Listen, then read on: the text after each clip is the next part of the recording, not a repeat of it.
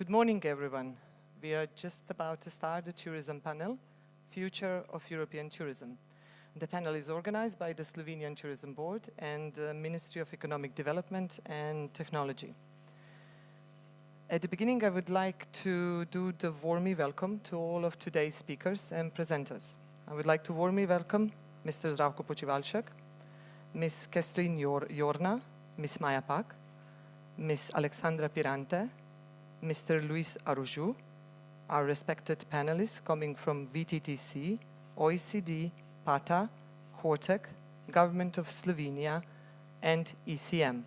I would also like to warmly welcome all of you distinguished guests, dear colleagues and friends that are with us on site and online. My name is Ljubica Knežević-Cvelbar, and I'm Professor of Tourism, coming from the School of Economics and Business at University of Ljubljana. The topic of today's discussion is bold. We are going to talk about the future of the EU tourism, and we are discussing a future in very uncertain times. I like to refer to tourism from March 2020 as a ride on a roller coaster. At one moment, you are at the top. You are fully booked. You are stretching all of your capacities and resources to facilitate the guest needs. And on the other moment, you are at the bottom. You have to close down your business. The overall contribution of tourism to GDP of Europe has halved from 2019 to 2020, from 10% to 5%. VTTC reported that 6.3 million of jobs in tourism were lost due to the pandemic. We should not forget that vulnerable groups, including females with lower qualifications and skills, and younger workers have been the most impacted. We are also facing an extensive brain drain from the industry today. Pandemic also warned us that we do not have a single tourism market in Europe. Travel protocols are not fully unified. Due to this, strengthening travel confidence remains the main challenge of the tourism industry. EU Digital COVID certificate was welcomed by all tourism stakeholders, but this is just the beginning, not the end of the process. At the same time, there is an urgent need to change towards digital and sustainable or green. The question is how? The summer season 2021 has shown also that over-tourism, it's not over. It's probably coming back before we are realizing it. Those are just some of the questions that we want to tackle today. Therefore, I would all like you to fasten your seat belts. You probably have not heard this in a while, because we are on a tight schedule and we have a prominent guest with us, experts and tourism leaders at the global and the EU level, persons who are living and breathing for tourism. I'm kindly asking Minister of Economic Development and Technology of the Republic of Slovenia, Mr. Zdravko Počivalšek, to take the floor.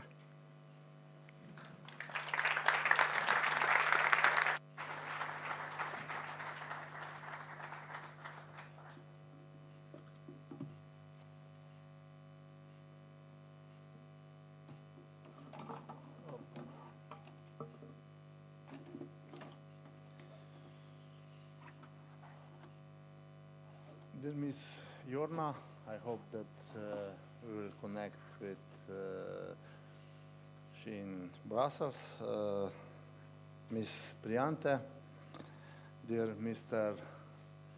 Araújo, dear panelists, dear guests. I'm honored to have the opportunity to address you at the tourism panel. Tourism as an important part of our economy is crucial when we are discussing about the future of Europe. Thank you all for accepting our invitation and joining us today here in Bled, one of the most attractive tourist destinations in Europe, and I'm sure you have already seen why. I would like also to thank all of you for joining us virtually. I'm happy we are using the power of new technologies on every step of our lives. I'm looking forward to fruitful discussion during this day, and we will addressing the following challenges of European tourism with highly competent experts and representatives of the globally most important tourist organizations. They are deeply involved in the recovery and strengthening of the resilience of Europe as a tourist destination. In 2020, Europe faced the worst crisis in the history of tourism. According to Eurostat, Eurotourism dropped by 61% during the pandemic. Long-term recovery is expected. Furthermore, experts agree that tourism will never be the same. However, tourism has always been known as an ecosystem that reacts and reflects the changed circumstances in a very short period of time.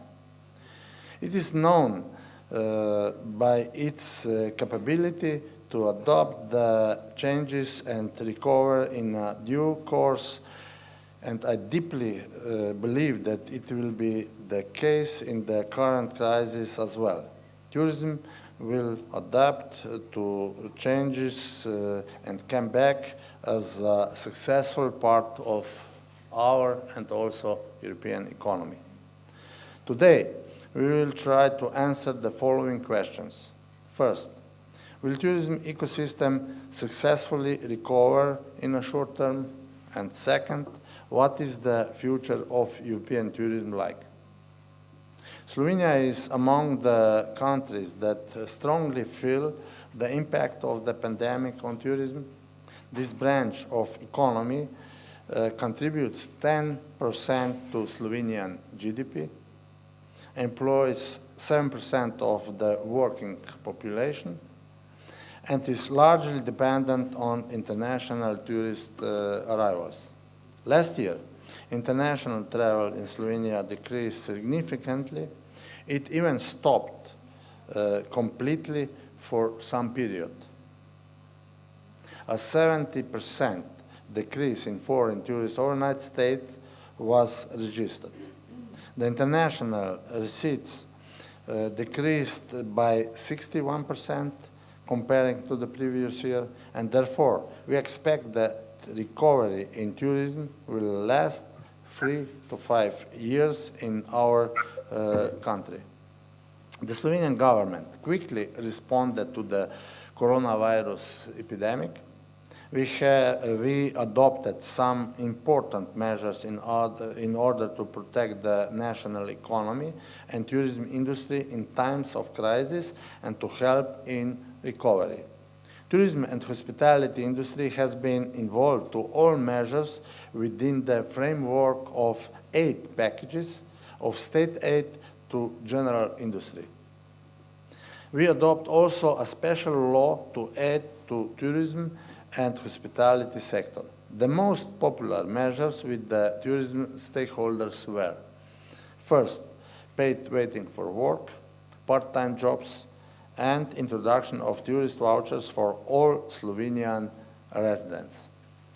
Slovenian Tourist Board supported governmental measures with a motivational campaign for the domestic market. It is entitled, "The Time is Now, My Slovenia." Together, we have managed to stimulate domestic tourism consumption. Last year, there was a 64% share of domestic overnight stays and 33% growth comparing to 2019. According to Eurostat, Slovenia saw the biggest rise in domestic tourism in 2020, yet this increase wasn't sufficient to balance the sharp drop in international tourism. Together with key partners, we have prepared a plan for the recovery and resilience of Slovenian tourism. We are aware that habits of tourism as well as demand will change significantly owing to health and safety reasons. Sustainable, green destinations with personalized service will be most interesting for guests. And in this context, we are certain that Slovenia has everything needed to become one of the most desired tourist destinations. It was our vision to become boutique destination for five-star experiences. We have invested a lot of energy, time, and knowledge into building a trustworthy brand, I Feel Slovenia. For past 7 years, we have been working on a green and sustainable guest-oriented tourism as an alternative to mass tourism. Due to COVID situation, we have upgraded our brand with new standards. One of them is responsible travel, which is marketed and responded by the new green safe sign. It marks and emphasizes high hygiene standards, protocols, and sustainable recommendations for tourism providers and destinations. I strongly believe recovery in this sense will be easier for Slovenian tourism. We will practically keep on doing what we do best. In the recent years, we have also taken tremendous steps in the advancement of gastronomy. Gourmets can find something to enjoy in all corners of our diverse country. Our efforts resulted in the fact that Slovenia was named the European Region of Gastronomy in 2021. This is why we are focusing heavily on culinary adventures this year. We also welcome the Green Digital Certificate, which has restored EU freedom for movement, and it has crucially contributed to travel and tourism in the European Union. I believe that there should also be an agreement with third countries on mutual acceptance of COVID-19 certificate. Our priorities in tourism during holding the presidency of the EU Council until the end of the year are also linked to green and sustainable EU tourism, recovery of EU tourism in post-pandemic period, and preparation of new strategic guidelines for the period 2030-2050. Dear participants, we are looking forward to creating new successful stories and building a better future together with you. Not only for those employed in tourism, enthusiastic travelers, adventure seekers, businessmen, sectors that depend on tourism, but better future for all European citizens. Thank you for your attention, and I wish you a pleasant stay here and successful work today. I hope that we will find together some solutions for better future of tourism in the world. Thank you.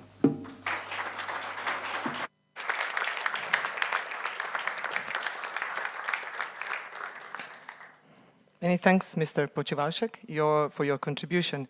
Your presentation actually really well showed that Slovenia may be a showcase for the other European member states on how to take bolder steps towards sustainable development of the tourism industry. I also have a great opportunity to host an extremely relevant speaker on this year's topic of Bled Strategic Forum, Mrs. Kerstin Jorna, Director-General of Directorate-General for Internal Market, Industry, Entrepreneurship and SME. I hope that we have Mr. Jorna on our digital connection. Yes, we can see you, yes.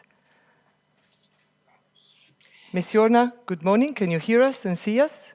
I can hear you and I can see you. The digital floor is yours. Thank you very much. Thank you very much. Dear Minister, dear Zdravko, and also ladies and gentlemen, I'm delighted to be with you this morning in digital format to discuss about the tourism ecosystem.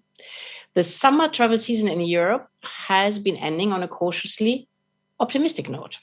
If we compare last summer, and the preliminary evidence shows that there is a positive glimpse and a gradually normalization. So it's a good perspective for the industry and for the future. The overall business confidence in the tourism sector was at its lowest last year of all the industrial ecosystems, minus 55%. But we've made up for it. And today, the business indicator shows plus 15%. That's because you, all the actors, also take comfort in the development for the future. We have very good signals from the EU aviation.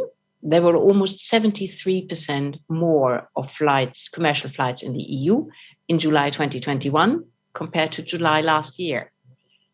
Although it's still 37% less than pre-pandemic. But I'm sure that this morning and your debates, the colleagues from the international organizations will share more granular data that confirm these trends.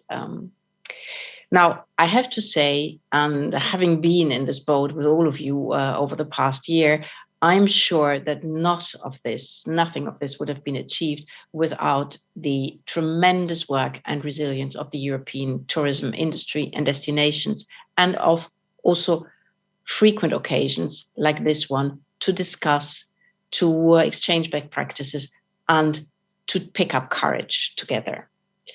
The joint efforts of the EU member states in the vaccination campaign and in the implementation of the EU digital COVID certificate have been paramount in the smooth opening of travel. By the end of August, we had more than 355 million EU digital certificates issued, and Minister, there were 45 countries either connected to the European Digital Certificate Gateway or applying it to do so. So the interest around the globe in our technical solution that works and that shows that it can work, from the great tourism destination, big landmarks, to really every single little restaurant, has proven its success. And I also want to say that together, Europe managed to apply this in less than 2 months and to develop this. But we also know that international travel is still limited because of the emergence of new COVID variants and related restrictions.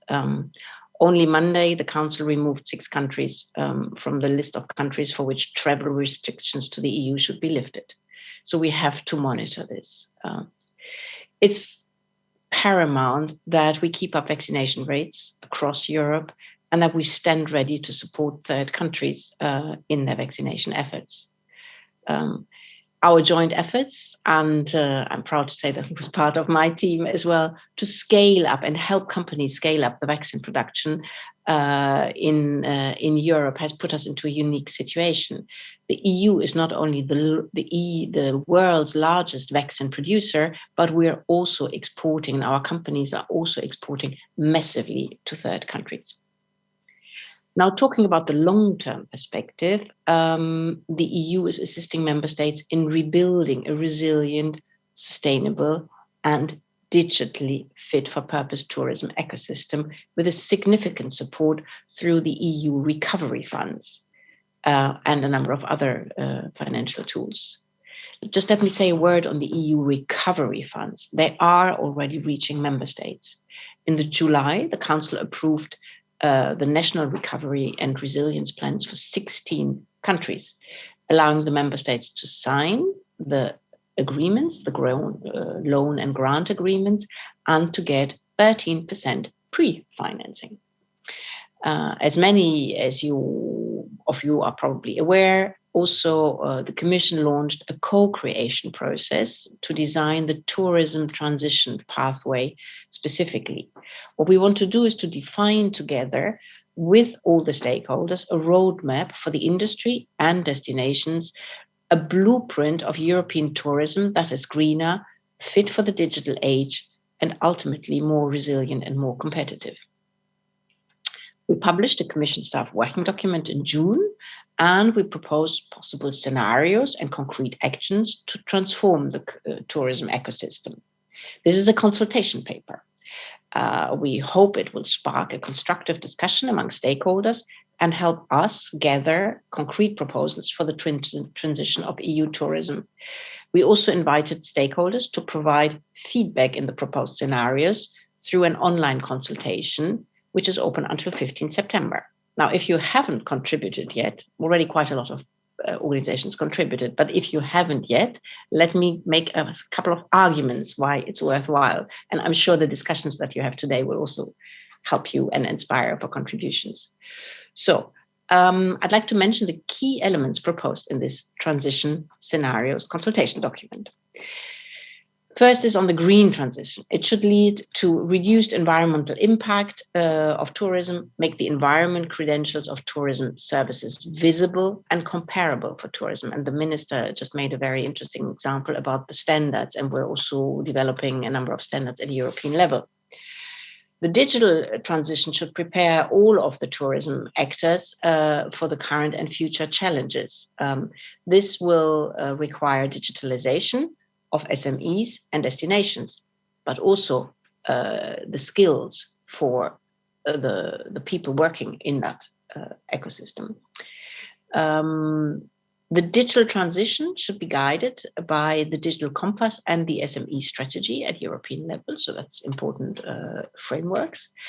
And actions supporting green and digital transition would directly contribute to improved resilience of the tourism ecosystem.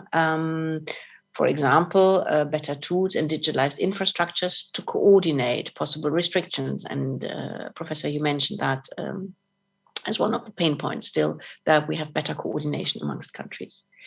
We need an appropriate enabling framework, and we are seeking for your ideas on that, supporting policies, appropriate skills, and targeted investments.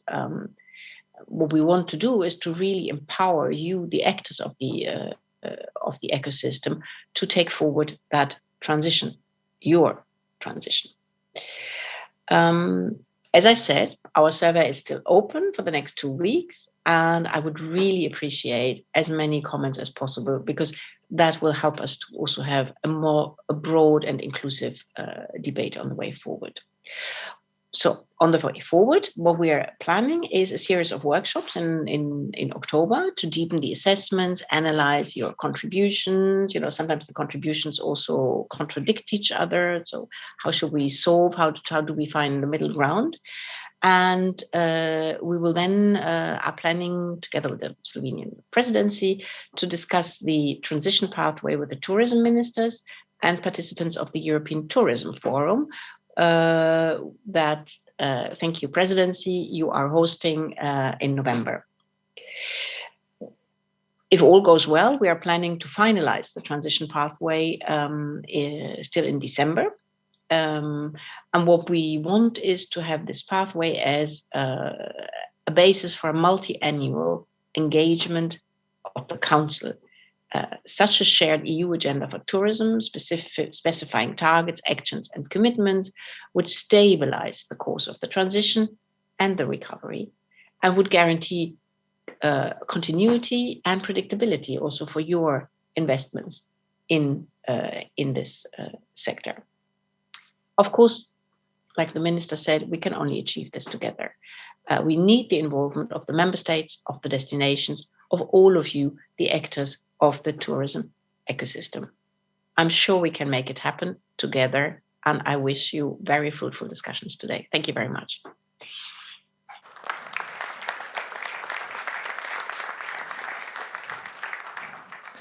Great, thanks to Ms. Jorna on this realistic, optimistic, and quite open standpoint on how the tourism in Europe in the future would look like.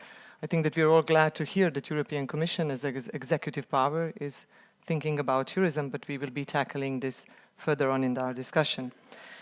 I will also ask you now to follow us in the video message from the person number 1 in global tourism, Mr. Zurab Pololikashvili, General Secretary of the UNWTO, and he's going to provide us a global perspective of the future development. I tried with the name the best as I could, Alessandra. Thank you very much, Alessandra, for... It's easier than it looks. Yes, thank you very much. May we have a video, please? Your Excellency, dear Mr. Zdravko Počivalšek, Minister of Economic Development and Technology, distinguished guests, dear friends, I would like to begin by congratulating our Slovenian colleagues for this excellent initiative. Now, in its 16th year, the Bled Strategic Forum is a leading platform whose impact goes for beyond Central and Southeastern Europe. I am happy to see that tourism is a part of the forum's focus. This highlights how the relevance of tourism goes beyond the sector itself and how important it is to the development of whole economies and societies. Tourism provides opportunities. It is a lifeline for many millions of people across the globe. It creates jobs, supports businesses, and preserves our natural and cultural heritage. The pandemic has placed many of these benefits on hold. The situation remains challenging despite our continued efforts to restart tourism. To fill the void created in national and global economies and to ensure a lasting recovery, we must act immediately and decisively. We must place sustainability and innovation at the very heart of our recovery efforts. We must foster competitiveness and ensure social inclusion. Our organization is proud to work hand in hand with our member states to rebuild the tourism ecosystem responsibly and sustainably. We have already shown that safe travel is possible, but we need to rebuild people's trust in tourism. I encourage you to continue to include all stakeholders from across the tourism value chain in our discussions and to ensure that their voices are heard. We have all felt the impact of this pandemic. Only together we will overcome the challenges and make tourism more sustainable and resilient. I trust this will be the main focus of today's talks, and I wish you all a productive forum. Thank you.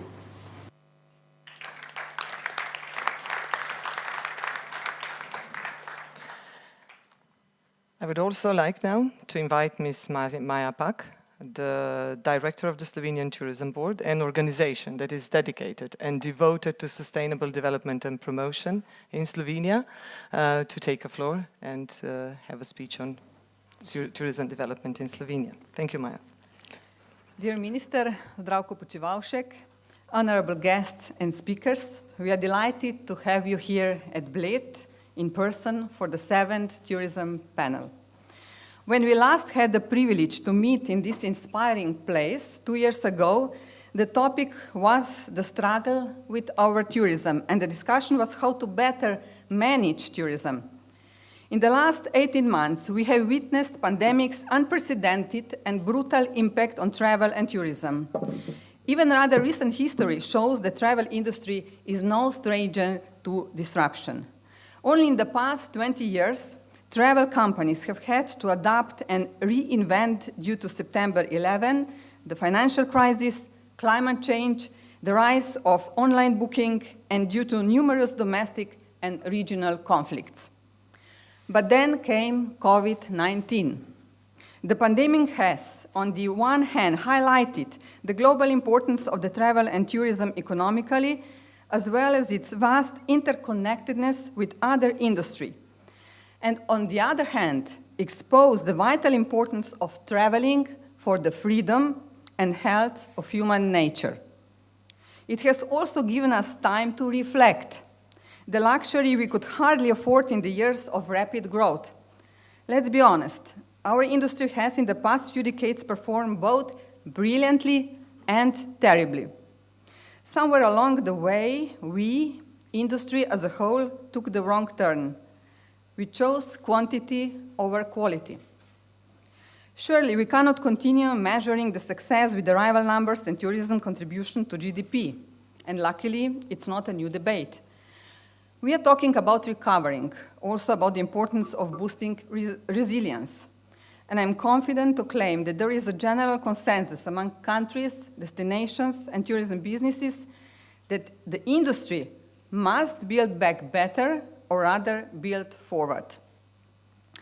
Yes, easy to agree, but at the same time, as consumer confidence rises, we are projecting when visitor numbers will get back to the year 2019.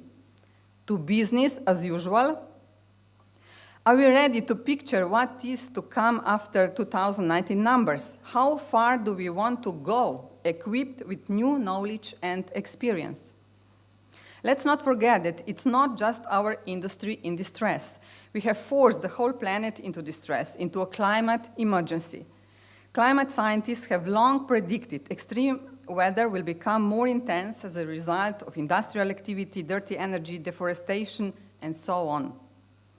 But the recent records of heat and rain salvaging across Europe and the world should really make us ask ourselves, what if we went so far that the course would become irreversible and damage irreparable? That we force the planet into the same kind of global shock as COVID-19 has caused to humanity and economy across the globe, or even bigger. So now is the time not only to ask the hard questions, but to get consensus on the right answers. How do we see the future of tourism in Europe? Should we keep doing things the way we did before? What needs to be done to emerge from the crisis better, more sustainable, more ethical, more responsible, more empowered and less selfish and more united? This is the moment when individual collective action should reach a critical change to enable structural change. In Slovenia, we started to ask these questions some years ago already, before being overwhelmed by high growth that we knew could not be sustainable in the long run. Determined to become a green boutique destination, we developed concrete tools to tackle these issues. With our green scheme of Slovenian tourism, we managed to get all our key stakeholders on board in our efforts to develop Slovenian tourism in a sustainable way, hand in hand with local communities and residents. I'm happy to follow very responsible and ambitious steps more and more European countries are taking to develop tourism in a more sustainable way, like Portugal and some other countries. But in the globalized world, individual efforts are not enough.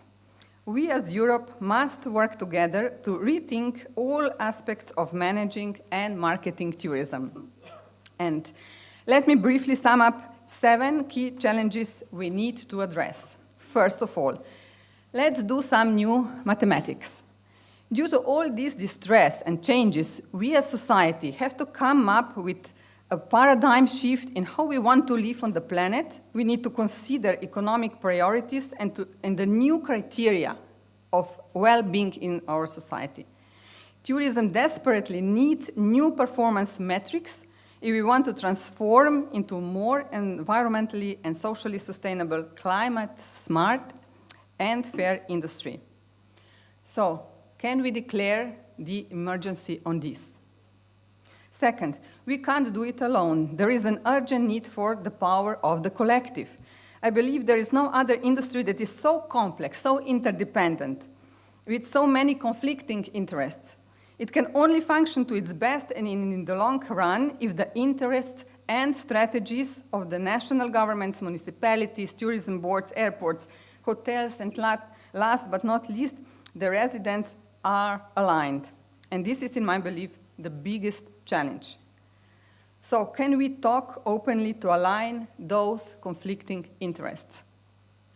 Third, we need to make room for the negotiation for the most important stakeholders, the local community on the one hand, and people working in the industry on the other. In the years of appealing growth, we have somehow missed measuring success according to locals' attitude and sentiments about tourism. We have mostly focused on the revenues and tourist satisfaction. And pandemics has virtually overnight taken tens of millions of jobs, turning these people to other, less fragile and often better paying jobs. So are we ready to address these pressing issues? Fourth, Sustainable tourism needs to be the new norm. The travel and tourism industry is becoming more and more sustainable, but there is still a long way to go. Companies, destinations, travelers need to be more aware of and held accountable for our impact. We need a clear and binding roadmap for sustainable transition of the industry. This means investments in sustainable infrastructure, development of more sustainable business models, sustainability standards, and allocating funding only towards sustainable solutions. Future needs to be greener and smarter. So, can we agree on sustainable performance metrics to be the catalysts for all we do? Fifth, we need to rethink the roles of destination management organizations and give them the mandate to perform. In a changing and unstable tourism environment, DMO's job has become the most complex and important tourism job. It's not only about the shift from marketing to management, but taking this a step further. DMO, as a director of an orchestra composed of a complex and delicate mix of stakeholders, each with different interests. So can we take on the role of stewardship of our places? Sixth, change is the only constant. Some businesses have already responded to the pandemic by restructuring for greater efficiency and come up with new, better business models. Others are still struggling to survive. COVID-19 has brought a significant change in the lifestyle of hundreds of millions of people across the globe, and travel priorities have changed dramatically. Recovery will be uneven, with most dramatic consequences for airlines and business travel. We all need to focus on sustaining the short-term survival of the industry and adapt to find opportunities for better and stronger tourism in a new normality. So can we embrace adaptability, as it just might be the most important skill in the new normality? And last but not least, let's build together forward.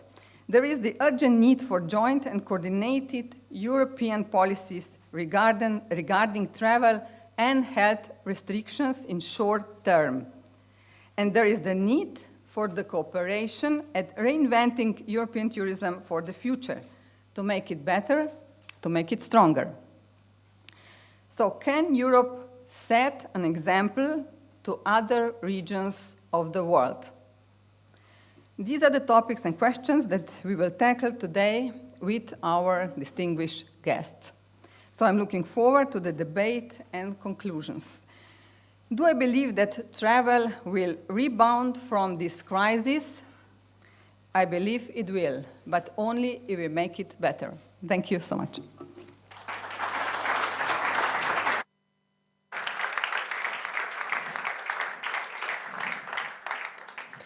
Thank you very much, Maja, for this inspiring speech. It went much beyond Slovenia. It was a call for changing a mindset in tourism for all of us. Having this said, I would like to thank you all of the speakers for the first part of the discussion, and we are going on the second part of today, in which we have two prominent speakers that are going to take the floor. Professor Alessandra Priante, UNWTO Director of Regional Department for Europe, and Luís Araújo, President of the Tourism de Portugal and President of the European Travel Committee. Alessandra, you are starting this discussion, or this second part of the day, so please, the floor is yours.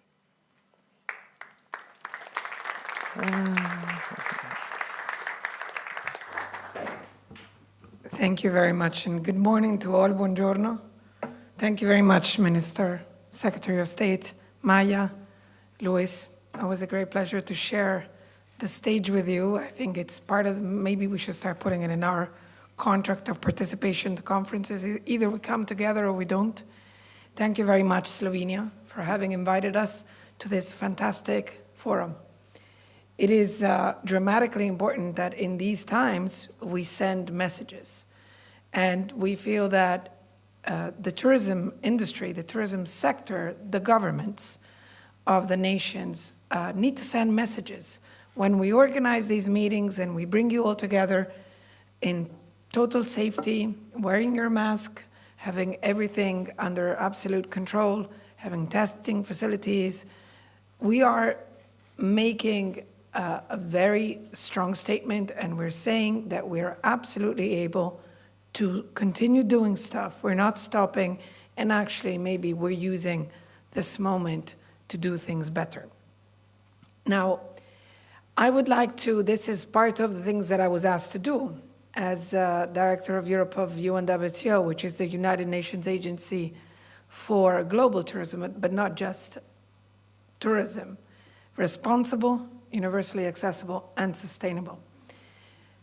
We have a strong mandate, which is to actually bring tourism into the Agenda 2030 and the SDGs. So we are mediating between the bigger objectives and try to convince, especially the governments of our member states and beyond, that tourism is a driving force, not just for economic growth, but also for social inclusion and for absolute restart and reactivation of this engine which we call world. Well, from now on, I think we should start including the stars, as some people want to do sort of, spatial tourism, but I think that's a little bit too early to plan at the moment. Nevertheless, having said this, I need to bring all of us back to the ground, and we have to be a little bit brutal here and share some minuses and share some data, because it was already said before by various sides, and thank you, Maja, I really appreciated your presentation, as if we were somehow connected without even talking. But data is definitely, now more than ever, absolutely fundamental in understanding what's going on. And not just because we need to use it, for example, at a European level, to go to the European institutions and say, we need a little bit more money. But this is important for us to understand how crucial tourism is for all of us. So, if you allow me, I was told I had 20 minutes, but I promise you that my presentation is going to be as long. It's not going to be as long as the 20 minutes, because I would very much prefer to leave you the numbers for your own reflection, and then, continue definitely the discussion with such distinguished speakers. So, we're about to release our barometer now at the end of September, so I am not bringing you the freshest data. Nevertheless, we are continuously monitoring, and I can tell you we're not really detaching ourselves, unfortunately, from this dramatic Polaroid that I'm giving you. Basically, we are still running on a more than minus 80% of international tourism arrivals. Because it is true that, and this is compared to 2019, and compared to last year, it's minus 65, which means we've done a little bit better, but with absolutely at no point out of it.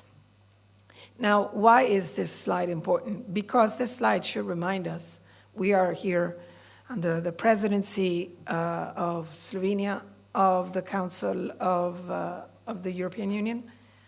We are here to talk about the future of European tourism. Even though I personally, in UNWTO, am in charge of Europe, which of course in our case is a larger Europe, I would like to remind us all that tourism is global. That in 2019, we had absolutely no boundaries. So in 2019, we were discussing how many Chinese do we want in our countries, okay?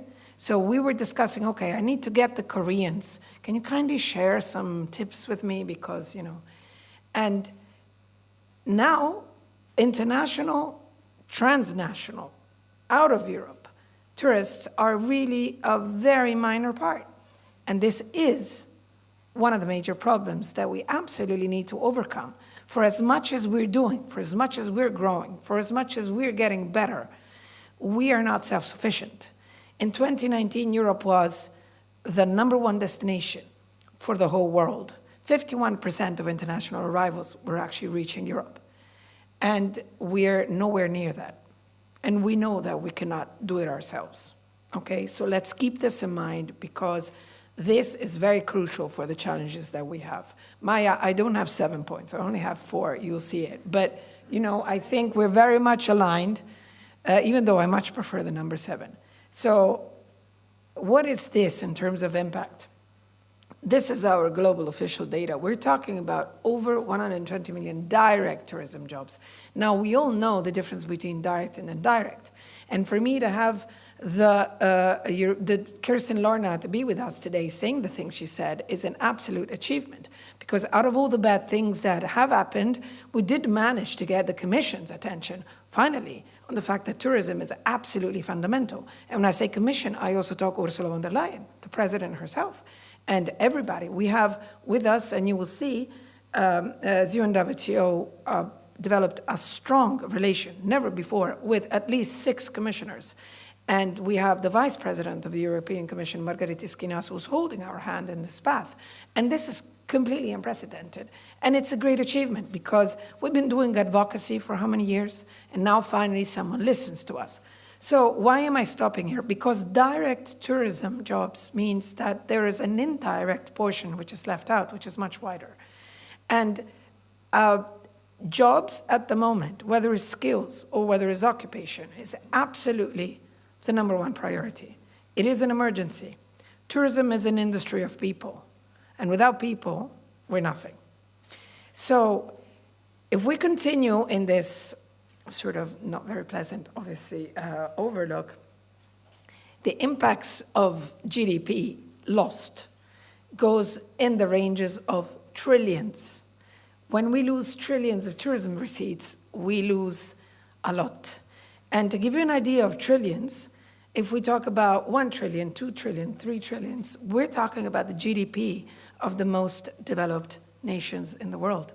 We're talking about the GDP of the G20 countries. Italy has I think, 3 trillion GDP. I mean, or other countries, Slovenia is definitely less than that. So we're talking the loss of an entire country's GDP is the loss of tourism globally. And of course, what does this mean?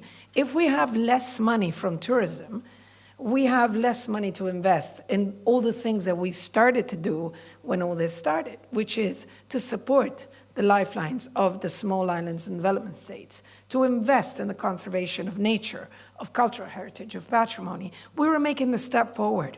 We were all talking to each other saying, okay, this is great, numbers are great, but we have to really improve because we have to start being very sustainable, so we have to start making sacrifices. Little did we know that the universe took us, for real, and we had made a huge sacrifice because we stopped everything. So lately we've done a very interesting report together with UNWTO, which is also stressing the economic consequence of COVID-19 on tourism. And you can see that the economic loss in 2021 is estimated to reach $2.4 trillion. And this is really very much. What did the UNWTO do from the beginning? We did, first of all, we stopped and we said, what's happening now? Because we're global tourism. The topics we were concerned about before might not be so relevant now. So we've done what is one of our real big mandates, which is to bring people together and to really create that type of awareness and sharing platforms that would allow the stakeholders and the policymakers to get together and to identify the problems and mostly to design and share the solutions. Because obviously, we have all the 5 regions of the world, and the problems of Africa are not the same of Asia, and definitely not the same of the Americas, as much as the Middle East and Europe have their own vision. So out of the many, let's say, things that we've done, and we do regularly in our data approach, we forecast. I didn't want to bring you the curve, which is our usual forecast, because it would be missing the data of the summer, and therefore I'm hoping that the one that we will release at the end of September, continue checking UNWTO.org, is going to look a little bit better than the U or L shape that it has at the moment. But we are carrying out continuous surveys. And one of the survey is basically pointed out, this is for the tourism sector, mainly for the tourism operators. And we were asking, when do you think we're gonna go back to pre-pandemic levels? And we all agree that nothing is looking as closer as 2024. So we are definitely, we have to be optimistic, like Ms. Lorna, but we're also very aware of the fact that it's going to take time. Why is it going to take time? Well, because this has to be a lesson learned. We cannot get out of this situation going back to normal. I was reading some articles of people saying the prices of the hotels have increased and occupations level are still not complete and stuff. Looking for the break even is important, but it's not the way out. Breaking even is something that matters in the long run. And so we have to start thinking that if we don't do things right, and if we don't take this lesson learned and start implementing solutions that would definitely change the face of tourism, we've lost. And if we lose now, I'm sorry to be dramatic, it's going to be very difficult to lift our head up again. And that's why it was very correctly pointed out, we need examples. We need points of reference. And I would like to leave you. I said I will conclude my presentation just by going very briefly through things that are going to be available for you afterwards. But I would really like to set the ground with 4 core issues for now, at the moment, for us at UNWTO, but we believe for the whole of the tourism industry at a global level. Jobs and skills. I'm not going to repeat myself. This is really the most important thing. Shortage, lack of preparation skills, which for us is also linked to education, and continuously work on making people understand that working in tourism is not a second job or like the job that you do because you don't want to do anything else. Working in tourism is sort of close to a mission, and it's incredibly passionate, but it's probably one of the most beautiful jobs in the world because you get to work in your own country doing something good for your own country. So I was having a fantastic dinner in Hotel Bled just 2 days ago, and there was a very professional young man who was our waiter, and he said, "I'm your waiter." I said, "You're not a waiter. You're the ambassador of your nation's gastronomy and wine," because every time he was bringing his dish, the dish and the wine, he was explaining to us everything. We need people like that. These are the people that make the difference, because as I said before, tourism is an industry of emotions, an industry of people. Second fundamental element, and this scales up to what we do and what we have to continue doing. Coordination and collaboration. It was said, protocols, even within Europe, sometimes don't even work. They're not mutually recognized. This is an issue because domestic tourism, nearby territories, now became definitely a great chance. It is not really a complete choice because, of course, it's a choice because many other things are limited. But we need to think that we need to share protocols with the rest of the world. We need to have the rest of the world aligned so we can go back to traveling the way we used to. Whether we're using different means of transportation doesn't matter. But we need to keep that coordination and collaboration high up on the agenda and continue pushing for governments all over the world and higher up institutions to actually do that. Third point, programming and managing. We cannot enter. We have no more excuses. Tourism is about programming. Now, this summer, we've all experienced, everything was last minute. Everything was decided the last week. People were making choices 3 days before going on holiday. Okay, it's good, but this is not tourism. Tourism is about deciding what you're going to do with your destination in 2025. And in order for you to do that, we need to make the effort to say that, who am I? What do I want?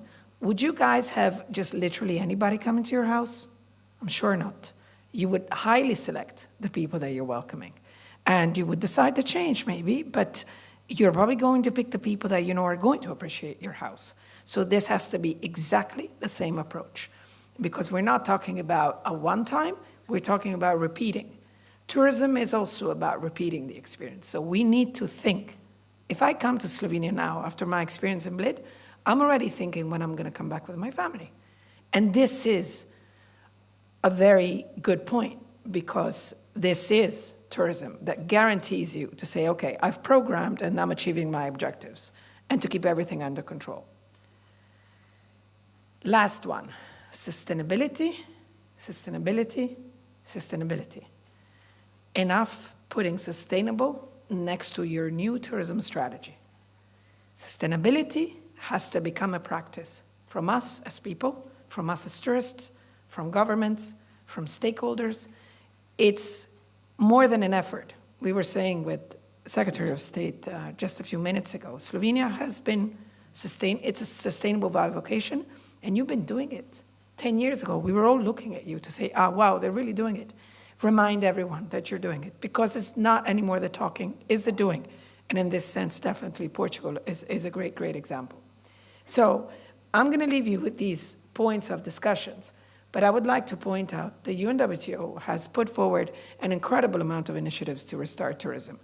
And those initiatives are all available for free, or definitely you can reach me at priante@unwto.org. And we need you to be always hold our hands, because tourism is the industry of togetherness. So in this, I wish you a great continuation. Luís, I guess the floor is yours. And thank you very much. Thank you, Minister. May I have you for a minute? Just for a minute, Luís, I apologize. Alessandra, you did warm us all up. So I kind of decided to share a personal story and ask for one question before you leave. You were mentioning jobs. I was working as a receptionist in a family-owned hotel this summer, not because I'm qualified, but because we could not find the staff. So Alessandra, can you be more concrete? We are all suffering this. You mentioned that the human capital in tourism will hamper the recovery on the long run. So what can we do? On the supranational level, on national level, we have a representative of governments here and companies. Well, first of all, I think that there's never one single solution. But normally in these cases, you have to be extremely practical. And it requires a large type of intervention, in the sense that some countries, for example, are adopting these form of support incomes. But we are now in a situation where we have to regain trust. Regain trust in ourselves, regain trust in tourism. To regain trust in tourism also as a job opportunity, we really have to make an effort, which is a very profound effort. When you are sort of locked at home and somebody keeps you at home and you find your way, even though you don't want to, but you find your way because surviving is in the instinct of the human beings. And somebody tells you, now you need to go out, work in a kitchen from, I would say, 4 a.m. in the morning until hardly midnight, because you're serving in a top hotel. Your motivations to go out of the house diminish. So our duty here is not just to put measures in place, practical measures, which is to incentivize the possibility, support schools that train people, not necessarily only economy and tourism economy, but also professional schools, restart the summer programs, get everybody more involved in the general life. But besides that, we really need to make sure that it's globally understood that tourism is an alternative for life that can change your contribution to your own country. Because one thing that we noticed, I don't know if many of you maybe disagree, by staying at home, we sometimes saw home after a long time. We saw home, we saw our friends, we saw our neighborhood, we went driving around villages that we maybe only seen when we were 5 years old to go and see our relatives. And we looked at her and said, oh, wow, this is really beautiful. By the way, you know what? Maybe next year, I'm actually going, even if I could go somewhere else, I'm actually going to stay because it was a great experience. So in this sense, we have to hold on to that positive feeling to make sure that people understand how important that is.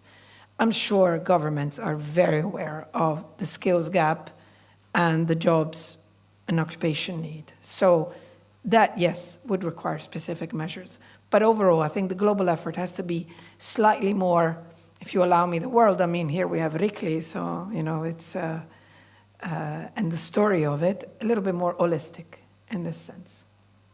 Thank you very much for You're this welcome. answer. Thank you. Thank you very much, Alessandra.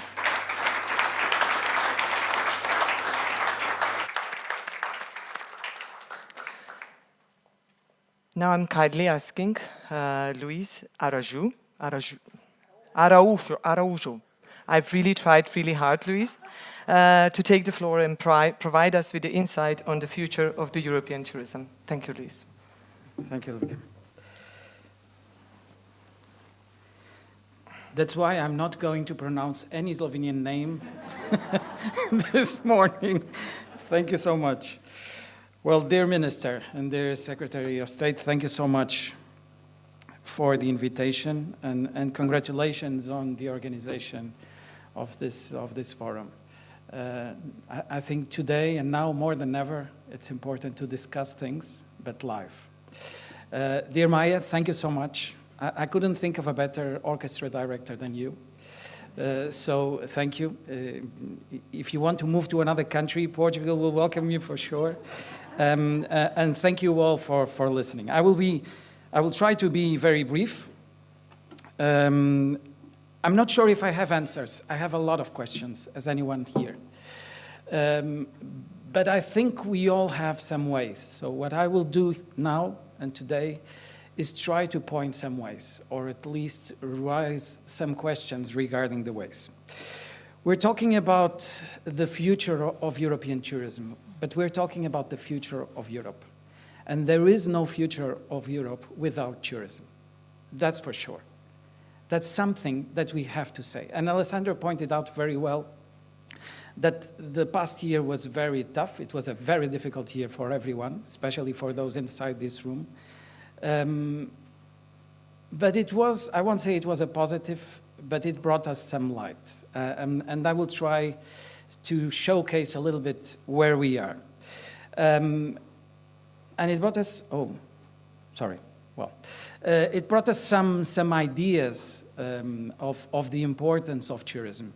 And it has to do with the GDP in our countries, with the growth that we're seeing in our countries, thanks to the travel industry, the intersection of cultures and the exchange of cultures between our countries. All this is positive.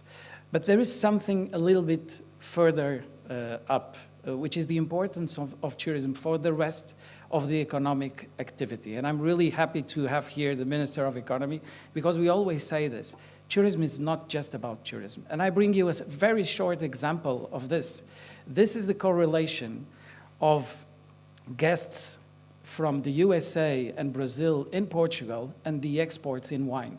And you can see there's a perfect correlation through the years with the increase of guests from the USA and Brazil in Portugal and the exports in wine for these countries, to these countries. So this is important, and sometimes we lack this ability of thinking that we're not just the ones inside this room, we're a much bigger group than this. Europe and tourism. I only have 6 points, and then I'll make a discussion on the 7th. The 7th is a little bit bigger. Europe and tourism. In fact, this year was a very positive one, as Alessandra very well said. And it's very difficult to be here speaking after Alessandra, because she's very passionate. For the first time, the European institutions, our governments, started looking at tourism in a real way, in a positive way. And that's why we have this. In 2 months, the COVID digital certificate was launched. A European Union guide on tourism funding was launched, and I recommend everyone, it was launched by the Commission. I recommend everyone to visit, especially from the industry. We will have a EU Tourism Info dashboard with all the information regarding tourism as a whole in Europe, but more. Tourism was elected one of the 14 industrial ecosystems of Europe, recognized as a sector in need of a transition pathway for a more resilient tourism. And finally, and we hope we will have during the Slovenian presidency, the EU Tourism Agenda 2030-2050 and its transversatility with other EU policies. But we know that we have travel trends, and we've heard a lot about this. the family and small group and solo travel, the year of value and values, the work remotely, the small lodging, the sustainability. These are all travel trends that will stay with us for sure for the next few years. For the immediate term, what we have is that Europeans want to travel. 70% of Europeans want to travel this year, and most of them want to travel inside Europe. Second, health protocols are fundamental. 2/3 of the people need health protocols in place in the destinations where they want to go. And finally, Europeans for the next semester are looking for sun and beach and city breaks. Yes, city breaks. Cities are suffering all across Europe. So there is an opportunity, there is a huge opportunity. So what's missing? What's missing now is that we think of the future as it is.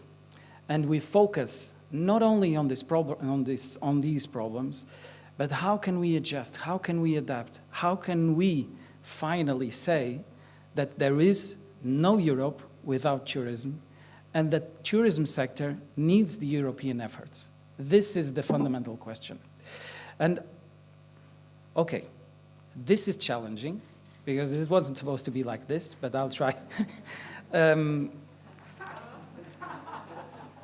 Trust me, it was formatted, it was okay.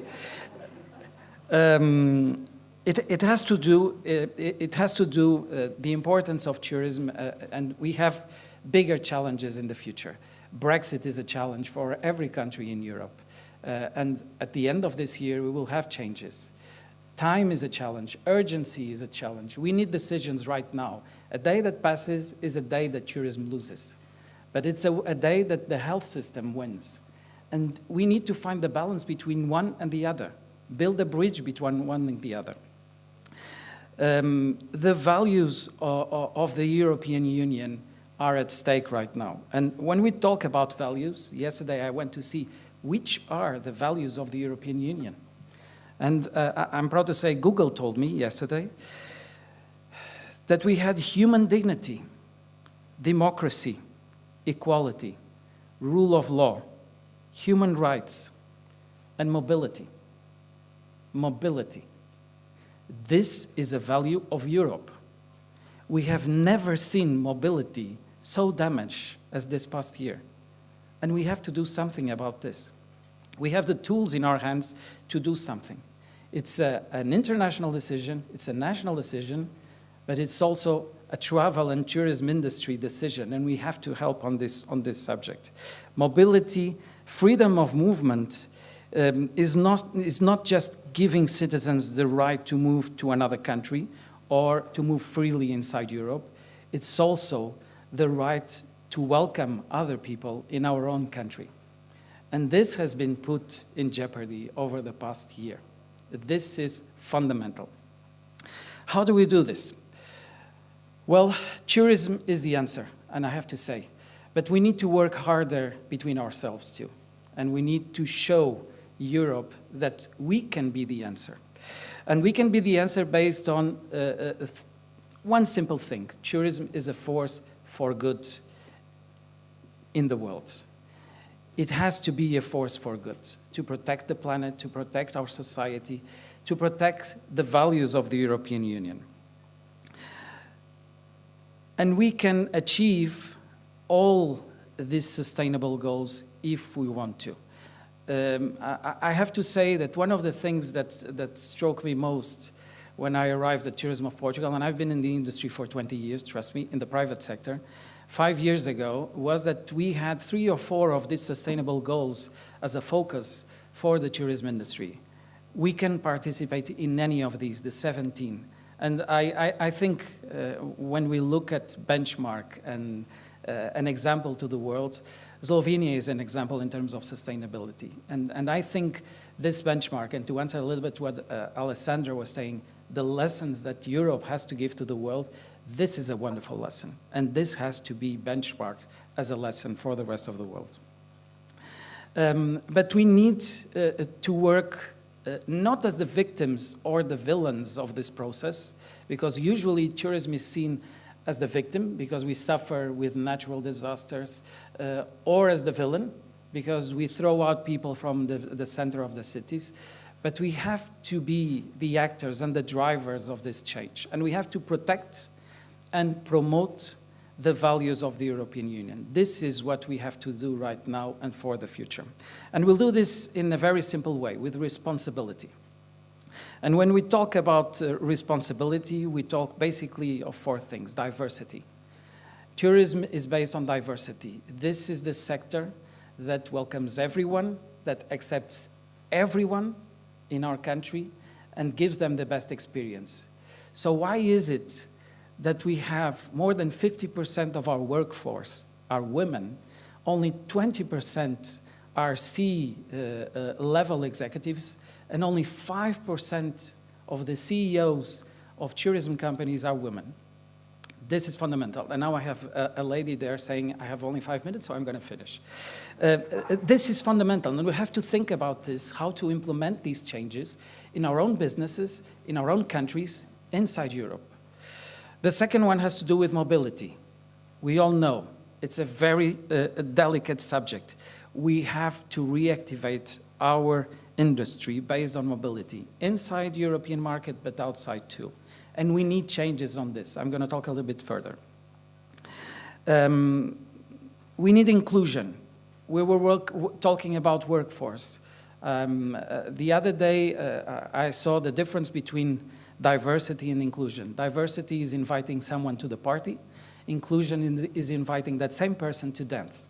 And we're forgetting to invite many people that work in the sector to dance, especially the labor force that we're lacking so much. We're inviting them to be a part of this. And the fourth, cooperation, that we have always talked, and that has been so much talk here. Public and private cooperation between countries, with the European institutions. And I'm proud to say that we have been, through the ETC, having a wonderful dialogue with the Commission and with the European institutions. Even today, there is a discussion in the European Parliament about skills, which is crucial for our sector. So these are the four activities that we need to tackle if we want to be more responsible. But we need also a different attitude from and inside the European level, especially from the European institutions. Clearly a communication issue. We need to be clearer and simple on the message we pass. We're not talking to people, we're talking to 100% of the population, and we need to address them, bringing the message of these values, as I said in the beginning. The second one has to do with data, and I'm always worried when we talk about data, because data is nothing. Data is only something if we transform it into knowledge. Regarding mobility, what we talked a little bit earlier, I don't know if you've seen, but the European Center for Disease Control at the end of last year said that tourists were the lowest risk population in the world, that quarantines were not effective in controlling the pandemic. We have data in our hands. What do we do with that? What do we do with the information from the personal locator card that we all fill when we go from one country to the other? Why don't we collect that and see, in fact, if traveling, if mobility is affecting the control of the pandemic? And this is something that we really have to focus very clearly. And third, and once again, trust. Simplification, gathering everyone, bringing other people to our sector, and showing them they can thrive and they can have their own business in tourism and travel industry. We always say that if we need a better planet, if we need a better Europe, we need a better tourism. This is something that is very clear, and we're all doing our stake, but there is still a way to go and something that we're missing. This is a people industry. We forget that any decision, any comment that we do is based on peoples. And most important, on this, 450 million inhabitants and 700 million visitors. This is what Europe gets yearly, or at least in 2019. And the importance of this is that we have to be the role model for the world. And I agree with Maja, with everyone. We have to change our targets. We have to change our perception of development. And I'm going to leave you with a small video, but first with this sentence from Mujica, which is the former president of Uruguay. Development cannot go against happiness, against human happiness. Maybe this should be the key performance indicator for the future for Europe. I'm sure if we would address this as it is, it would be much more efficient than we've been so far, and development would be in favor of everyone and not just a few. I will leave you with a video, and this is a message to all of you, but especially to Europe. It's time to and the go. world. Time to quench your thirst, to live. Time to shake and make. Time to head back on the road, our way. A freedom feast, fold the mist. It's time to go. It's time to speed up the pulse, intensify the beat. To get together, meet and greet. It's time to go. Time to lift off and cruise. It's showtime. Turn on the lights and hit the stage. To exhale. It's time to go. It's time for legends, a bright era. Time for the skilled to be raw, to make way for the stubborn adventurers, the ones who outline frontiers and narrow the gaps. It's time to go. Time to leave a mark, an exclamation one. Time to roam and ramble on, eyes on fire. Time to stand out and be courage. It's time to inspire.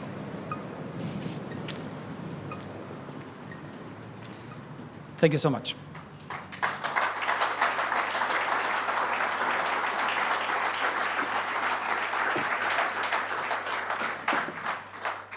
Luís, thank you very much for this inspiring presentation. Yesterday over the dinner, you told me that I may ask any question. That was not maybe the right strategy, but Even I'm confidential sure, one. but I'm sure you are the right person to answer the two questions that we actually have. And they are going to tackle mobility and inclusion. We all see the elephant in the room. And we have a single market in the EU, as I talked at the beginning, but what about a single tourism market? What has to be done to unify travel protocols and enable free mobility within the member states and between member states and the third countries, including the overseas markets? Can you just openly share with us your standpoints on this one? Openly? Yeah. More Well. openly? I would. Yesterday, the mayor of Bled said something that was really, well, the speech was very inspiring, but he said something that was, it's true. It's about us. It's not about, and I'm sorry, I'm terribly sorry, I shouldn't say this here, but it's not about governments, it's not about politics, it's not about institutions, it's about us. And we need to give the tools for the decision makers, in this case, to understand that this is important. And we have the tools in our hand. So I think when we talk about single market, I couldn't think of a better single market than tourism single market. Because we move freely, or we used to any other country. We learned a lot with the experiences we saw in other countries. Maybe there is a lack of communication between parts of Europe. There is a lack of knowledge, and we need to improve that, and I think we should address that very clearly. But we will never win if we don't share our experiences, if we don't take this data and transform it into knowledge and apply that. We cannot keep putting or classifying countries by the color of their situation just because it was made a year ago. Things change Vaccination process moved on. That's why when I say it's urgent, it is urgent, and we need decisions to be taken very shortly and very quickly. Thank you very much. I would have another question just on engagement, and actually one of the topics that is tackling the whole forum are migrations. Yeah. And we are not opening them in tourism, so we may expect more migrant crisis in the future. Yes. This is not, we have pandemic now, but the crises are to come. They will impact Mediterranean countries for sure, because they are exposed and also tourism very intensive. Mm-hmm. But I'm going to reverse the question, and with this I promise I'm finalizing. Can we use tourism to help solve the migration crisis in the future? We have to. And I'm glad, because usually the question is asked on the opposite side. It's asked, will migration be a damage to tourism? And I say, tourism is the answer to migration. We've just talked, we have to join the pieces.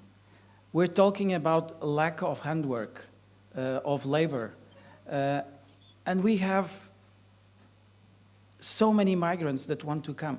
We've developed a program in Portugal, sorry, I have to speak about Portugal, which is training for refugees. We had more than 170 refugees trained by our tourism schools. Most of them open restaurants, and I have to say the best Syrian restaurant in Lisbon is from 5 of these refugees. This is what we have to do in a European level. And this, we can do it together, collectively, governments and private sector. So even here is a huge opportunity for cooperation to tackle one problem. Thank you very much. Thank you for those great answers and and great discussion. Thank you very much.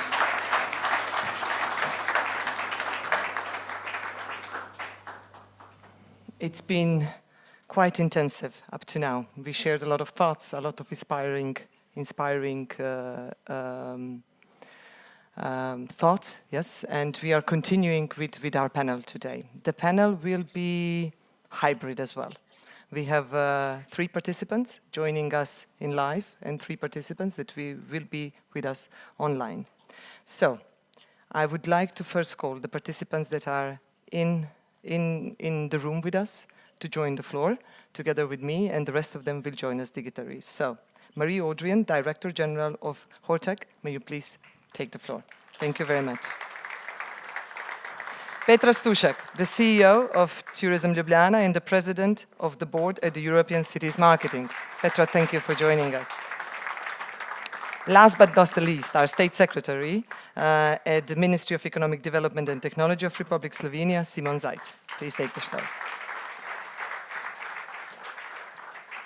I would also like to greet our panelists that are with us online. And yes, we can see you all. I hope that you can all see us and hear us. You're missing the beautiful view of the Bled Lake, but we are happy to have you today with us. So online, we are greeting Lola Una Cardenas, Vice President of Government Affairs of VTTC. Lola, hello. We are greeting Ms. Jane Stacey, Head of the Tourism Unit at OECD. Jane, good morning. And also warm greetings to Dr. Mario Hardy, the former CEO at PATA.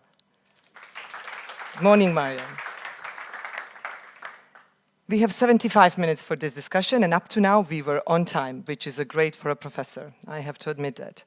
I will be very brief in the questions, and I would also ask you panelists to be brief in answering them and to be direct and to the point. We also will have 15 minutes for the questions at the end of this discussion for the audience that is with us in the room. So please keep the notes, and you may ask the questions at the end of this panel. I may start with government and with State Secretary Ms. Zajc. So you have collaborated in designing the government aid packages in Slovenia for recovery during the COVID crisis. We all well know them. There were 8 of them, so we're kind of very familiar with them. In your opinion, very honest one, did Slovenia respond and support the tourism industry during the crisis well? Which measures were efficient? And if you would be on this position for another time, hopefully you will not be, would you do anything differently? Thank you. The last question is the toughest, I guess. Yeah, well, when the COVID-19 crisis started in Slovenia, and I believe it was the same in each country of European Union, we had to look at the specific of our tourism when we talk about tourism. And the thing in Slovenia is that we largely are dependent on foreign tourists. More than 70% of our overnight stays are done by foreigners. And this was the first and the major problem to solve during the COVID-19 crisis. So we decided to do it in two steps. The first step was done by our Tourist Board. They have launched a very successful and well-prepared campaign for our citizens to stay in Slovenia, to explore Slovenia further. The campaign was called "The Time Is Now Slovenia," and it's still going on, actually. It's very successful. And on top of that, we decided to put initial effort in the form of vouchers for each and every citizen of Slovenia, resident, that could be used in the tourism sector. This measure was really effective, even so that we decided to redo it this year, but in a wider spectrum also for sports and culture. And this is, I believe, this approach was quite successful. Of course, the rest of the measures were done also for the rest of the economy. But the tourism is so specific, and it was hit the most that we decided not to only have the 8 packages, we decided to do another one, especially and only for the tourism. Also, we included sports, culture. We also included, for example, the craft beer makers, because as was said today many times, the tourism is so wide, so many different industries depend on it, and this was obvious in this crisis. So how important it is to have a well-functioning, well-running tourism sector. So we decided to help them additionally this year. The second thing that was pointed out to be the biggest problem, because those measures were, I think that we can all agree in Slovenia, they were effective and they were, let's say, on time. Some of them could be adapted earlier, but basically we did a good job. But the second problem that was introduced to us by our stakeholders, all the measures were done with them, was the predictability. So this is the problem that we still have, and maybe this could be addressed better, but it's not only the Slovenian problem, it's the problem of each and every country, how to have the same protocols on the boards, health protocols, and so on. So this still remains a challenge. Thank you very much. I would also now like to ask Ms. Stacy from the OECD. I really love the sentence from one of your recent reports saying that tourism may be dramatically down, but is not out. So can you please state some inspiring practices, governments and companies that have effectively responded to COVID crisis and that help them not to stay out? Thank you. Good morning, everyone, and thank you for the question. Yeah, so I think we've heard this morning from the different speakers really how much tourism is impacted, and tourism will be one of the last sectors to recover, and that is having the wider impact on economic recovery. And when we look at how governments and industry have responded, we really have seen some impressive measures, and this issue in terms of how inspiring initiatives. I've been very inspired by how colleagues in the private, in the public sector have responded. We know some of the measures haven't been as effective as we would like to have been, but as Luís was pointing out, the situation has moved so rapidly that often events have overtaken many of the measures that governments have taken, that industry have taken. And we've already heard some references this morning to the supports for furloughed workers, tourism businesses in Slovenia, to support tourism businesses to adapt, to change, financial support to encourage people to travel safely when the time is right.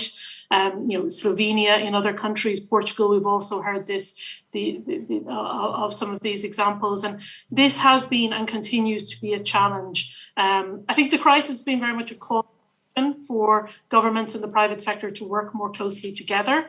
And I think this may be one of the positive legacies from the crisis that we can build on also.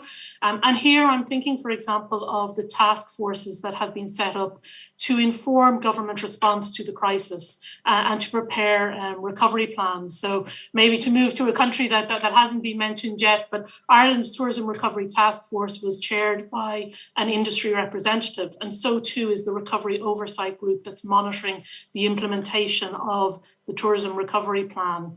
Another example that comes to mind are the data sharing partnerships and initiatives to help fill those data gaps that really were exacerbated. They were there before the crisis, but they were really exacerbated by the crisis in terms of having timely data, relevant data for policy, for business decision making. So here we can think of MasterCard and other businesses that have really made their available through dashboards and other initiatives, sometimes paid for, sometimes freely available. And there's different models that have been used. And I think it is important to recognise the many innovations within the tourism sector itself to respond, from new outdoor dining experiences, activities, to COVID-safe festivals, events, including supporting the vaccination efforts, which Kerstin Jorna referred to also. So tourism plays a role also within that wider effort. If we look at some of the essential actions that are needed now to support the recovery, most important recovery action right now, and this is not just in tourism, this is also for the wider economic recovery. And again, this was referred to by Kerstin Jorna, is the vaccine rollout. Europe is making good progress, but the mantra that no one is safe until everyone's safe is particularly relevant for tourism. Another piece of the puzzle is safely restarting international travel. We've made progress, but again, as has already been said, events are moving rapidly. At the OECD, we have been working on this issue through the Safe International Mobility Initiative, and we've been working closely with the European Union, with the World Health Organization, and other stakeholders, and it's also benefited hugely from the involvement of the private sector. And I suppose the OECD's involvement there has been to bring together different parts of government and policy communities to make progress on these difficult issues. Not all problems have been solved. This is an ongoing issue. But again, from an OECD perspective, we've been also helping to bring the discussion beyond, for example, on the EU digital COVID certificate, to bring that beyond the EU countries to third. So I think just a final mention is governments are also thinking ahead to how to build forward better. And again, that has already been mentioned. So New Zealand, for example, there. Thank you. Thank you very much for your answers. I would now call Ms. Lola Cardenas, the Senior Vice President of the VTTC. Lola, may we see you? Are you with us? The question for you would be similar. The first question would be, and I would really, like to hear from you really brief and maybe direct answers. Can you also point out some cases of good practices in terms of measures and examples of the countries that reacted well on COVID? And I also have another a bit additional question. VTTC is doing incredible job in measuring the tourism impact, most economically. We heard today a lot of calls that we have to start measuring the tourism success differently. How we should do it? Hi, good morning all, and thank you so much for Lidvika for having us, Maja, Minister, colleagues, Luís, Alessandra, and it's a pleasure to join all of you digitally. Very briefly, for those of you who do not know, at WTTC, we represent the private sector globally, members over 200 CEOs covering the whole tourism ecosystem, the whole value chain of travel and tourism.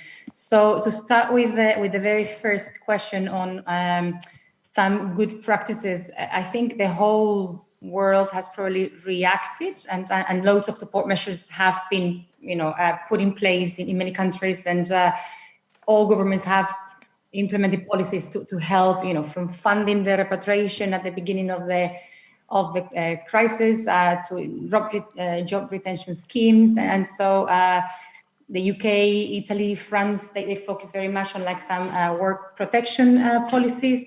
Portugal, And we heard from Luís, and Singapore, for example, have put in place training and reskilling schemes. That's so important, and that was highlighted.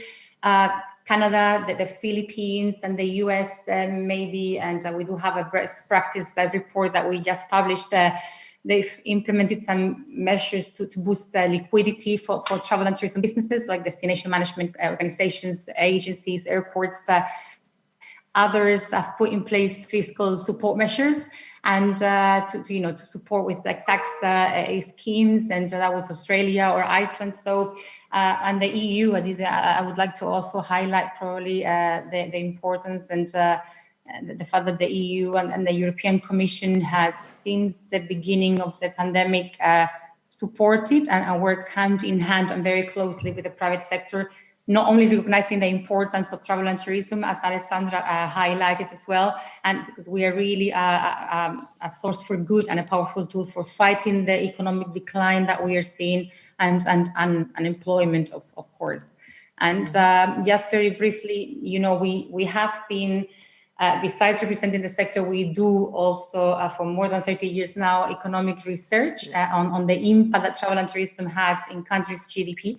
We had, and we've heard this morning, the golden age of travel and tourism, 2019. The crisis hit, and you mentioned, the data has been mentioned. This pandemic has been 18 times bigger than the global financial crisis, and for us, key priority, Jane referred to it, is the resumption of international travel. So mobility, Luís mentioned it, mobility is crucial, predictability is crucial, and we have loads of inconsistency. So consistency is really, really needed to bring back consumer trust. We have the demand, but we really need to see how we can really bring consistency to the globe. Thank you very much. I would now ask Dr. Hardy. Dr. Hardy, you are in Asia, if I understand correctly at the moment. What is the time? We are at the morning. We are still in morning session here in Slovenia. Good morning. Good morning, or good afternoon morning. For me. It's 4:30 in the afternoon, so it's a very reasonable time. Yes, great to have you. So you're closely observing also the recovery in Asia and Pacific region. We are so far away, due to all of the mobility obstacles that we have, but we see the first sites of recovery in Singapore, Hong Kong, Beijing. So what are the recovery lessons from Asia and Pacific that you would point out as a cases of good practices? And please tell us, when can we expect the Asian tourists in Europe? And what will be the key activities to regain the Asian tourist confidence? Thank you. First of all, I'd like to actually say to Alessandra and everyone else who's actually in Slovenia, I'm extremely jealous of all of you. I love going to Slovenia and visiting Bled, and I really missed actually being there and actually seeing all of you. In Asia, the situation is very different from certainly from what I see in the media from the West and certainly from Europe. Most of our borders are actually still closed. Pretty much all borders are closed in Asia at the moment. Singapore, as you know, has reopened 2 lanes recently with Brunei and Germany, which are effectively starting, I believe, next week. But you see that 80% of the population in Singapore have been vaccinated so far.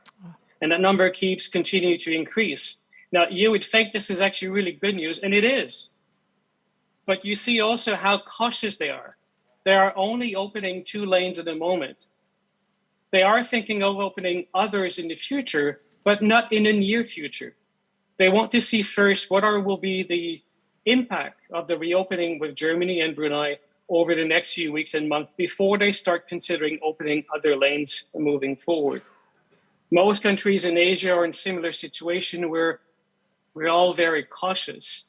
But sadly, for many of the other countries in the region, in Thailand, where I currently reside, vaccination rate is extremely slow. We only have 8% of the population in Thailand which are vaccinated. We have a population of 68 million. In Malaysia, which is our neighbor, we're in a similar situation. In Indonesia, where there's a population is over 250 million people, vaccination is also extremely slow. So for most destinations around the region here in Southeast Asia and some part of North Asia, with the exception of China, vaccination actually are still way, way behind. And that's the main difference. If you go back a year ago, in Thailand, we barely had any cases of COVID. Actually, we were COVID-free for a very long time. We had no death for several months for most part of 2020. And the situation changed really, really fast afterwards. Now we're in the opposite situation where in Europe and the West, vaccination rates are actually accelerating at a really fast pace. And here we're lagging behind. So the second part of your question is, when can we expect to see Asians traveling to Europe? I believe you're going to have to wait for a very long time. Because if the conditions to travel are you have to be vaccinated, which is certainly the trend at the moment, well, there are not many of us who are vaccinated at the moment. So that trend will actually take longer. Now, of course, there are possibilities to travel to some destination doing testing and quarantines and etc. And for business purposes, well, people may have to do it and they will do that. For holidays, they'll pick destinations where they can travel maybe closer to home, where maybe quarantine is not necessary if they're not yet vaccinated, for example. Even here in Thailand, traveling within the country, between cities and province, we have restrictions. We were on lockdown until 2 days ago, and we're in the red zone area. There are actually 59 provinces out of 73 who are in red zones at the moment. So traveling between provinces and cities is even a challenge within the country here. So I wish I could give you better news and that the fact there will be people traveling from Asia to Europe sooner, but I believe it will be longer. The recovery will be uneven, as it was mentioned by Alessandra before. Thank you very much for this very honest and open answer. And Petra, I would then address to you. Having this heard, city tourism is super dependent on overseas, and it can partially try to compensate with the domestic market. What can we expect in terms of the city tourism recovery, having heard all of these predictions in the morning and now from our panelists? Thank you. First of all, hello everyone in live, which is really great that we can be live. And of course, warm greetings to everyone online as well. Yes, city tourism, tourism in general, of course, we all know is facing a lot of challenges, and city tourism, I wouldn't say did, but is hurting the most. But I would really like to thank first Luís, who said through the eyes of ETC that it's also one of the most wanted. We tend to forget that because we're all talking about the outdoors now and this kind of experiences. Because we are looking for a quality, and we are looking for unlocked experiences, but of course next to safety, and city breaks are perfect for that. But like in every crisis, this is also for city tourism a great opportunity for next big steps. And the key is in involving local environment with on a basis of healthy patterns from before, and using this new time with new technologies. There are a lot of really, throughout Europe, the DMOs are making a big steps in not only authenticity, but also in creativity, because we have to have really good new practices in order to move forward. Just to name few, for example, Valencia is making big steps forward or towards a title, a world design capital, using design as a tool to showcase their heritage. Valencia has also made very huge steps ahead or forward in sustainability, introducing the whole digital tourism system with this state-of-the-art new measurements for our IT solutions for water resumption, for using blockchains or crypto labels, and they're basically now teaching the world how to really use data in a positive way. Paris, I mean, on its way to making Olympics and Paralympics 24, they're basically reevaluating the big event, for their own benefit, which is the right way to do big events. To start with locals first. Paris also have their really vivid campaign called Paris Attitude, teaching foreigners how to use their localhood.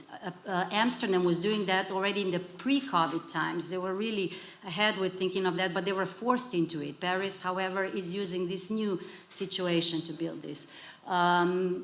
Bruges in Belgium or Denmark in Copenhagen in Denmark, they're addressing their cultural sector differently. I mean, a lot of destinations are addressing cultural sector, of course, because it's our core, the culture. We can't live with, I mean, especially nowadays, we can't live without films, music, and so forth when we are so much at home. But these two basically tackled in a big, bold steps. For example, Bruges made in this really challenging time, a big triennale introducing new state-of-the-art installations to exhibit their cultural heritage. Whereas in Denmark, they addressed their cultural partners individually to help them find the new business model, how to address locals and foreigners. And there are, several other, I don't know, Antwerp Cares, that's the last one that I will actually also expose.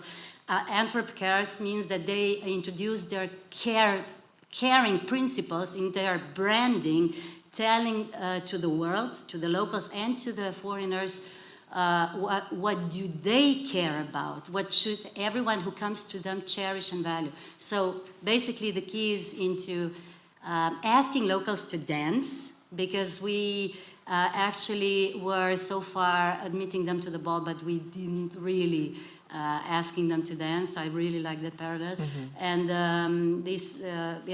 It's more inclusion. Yes, not definitely. not just, but including.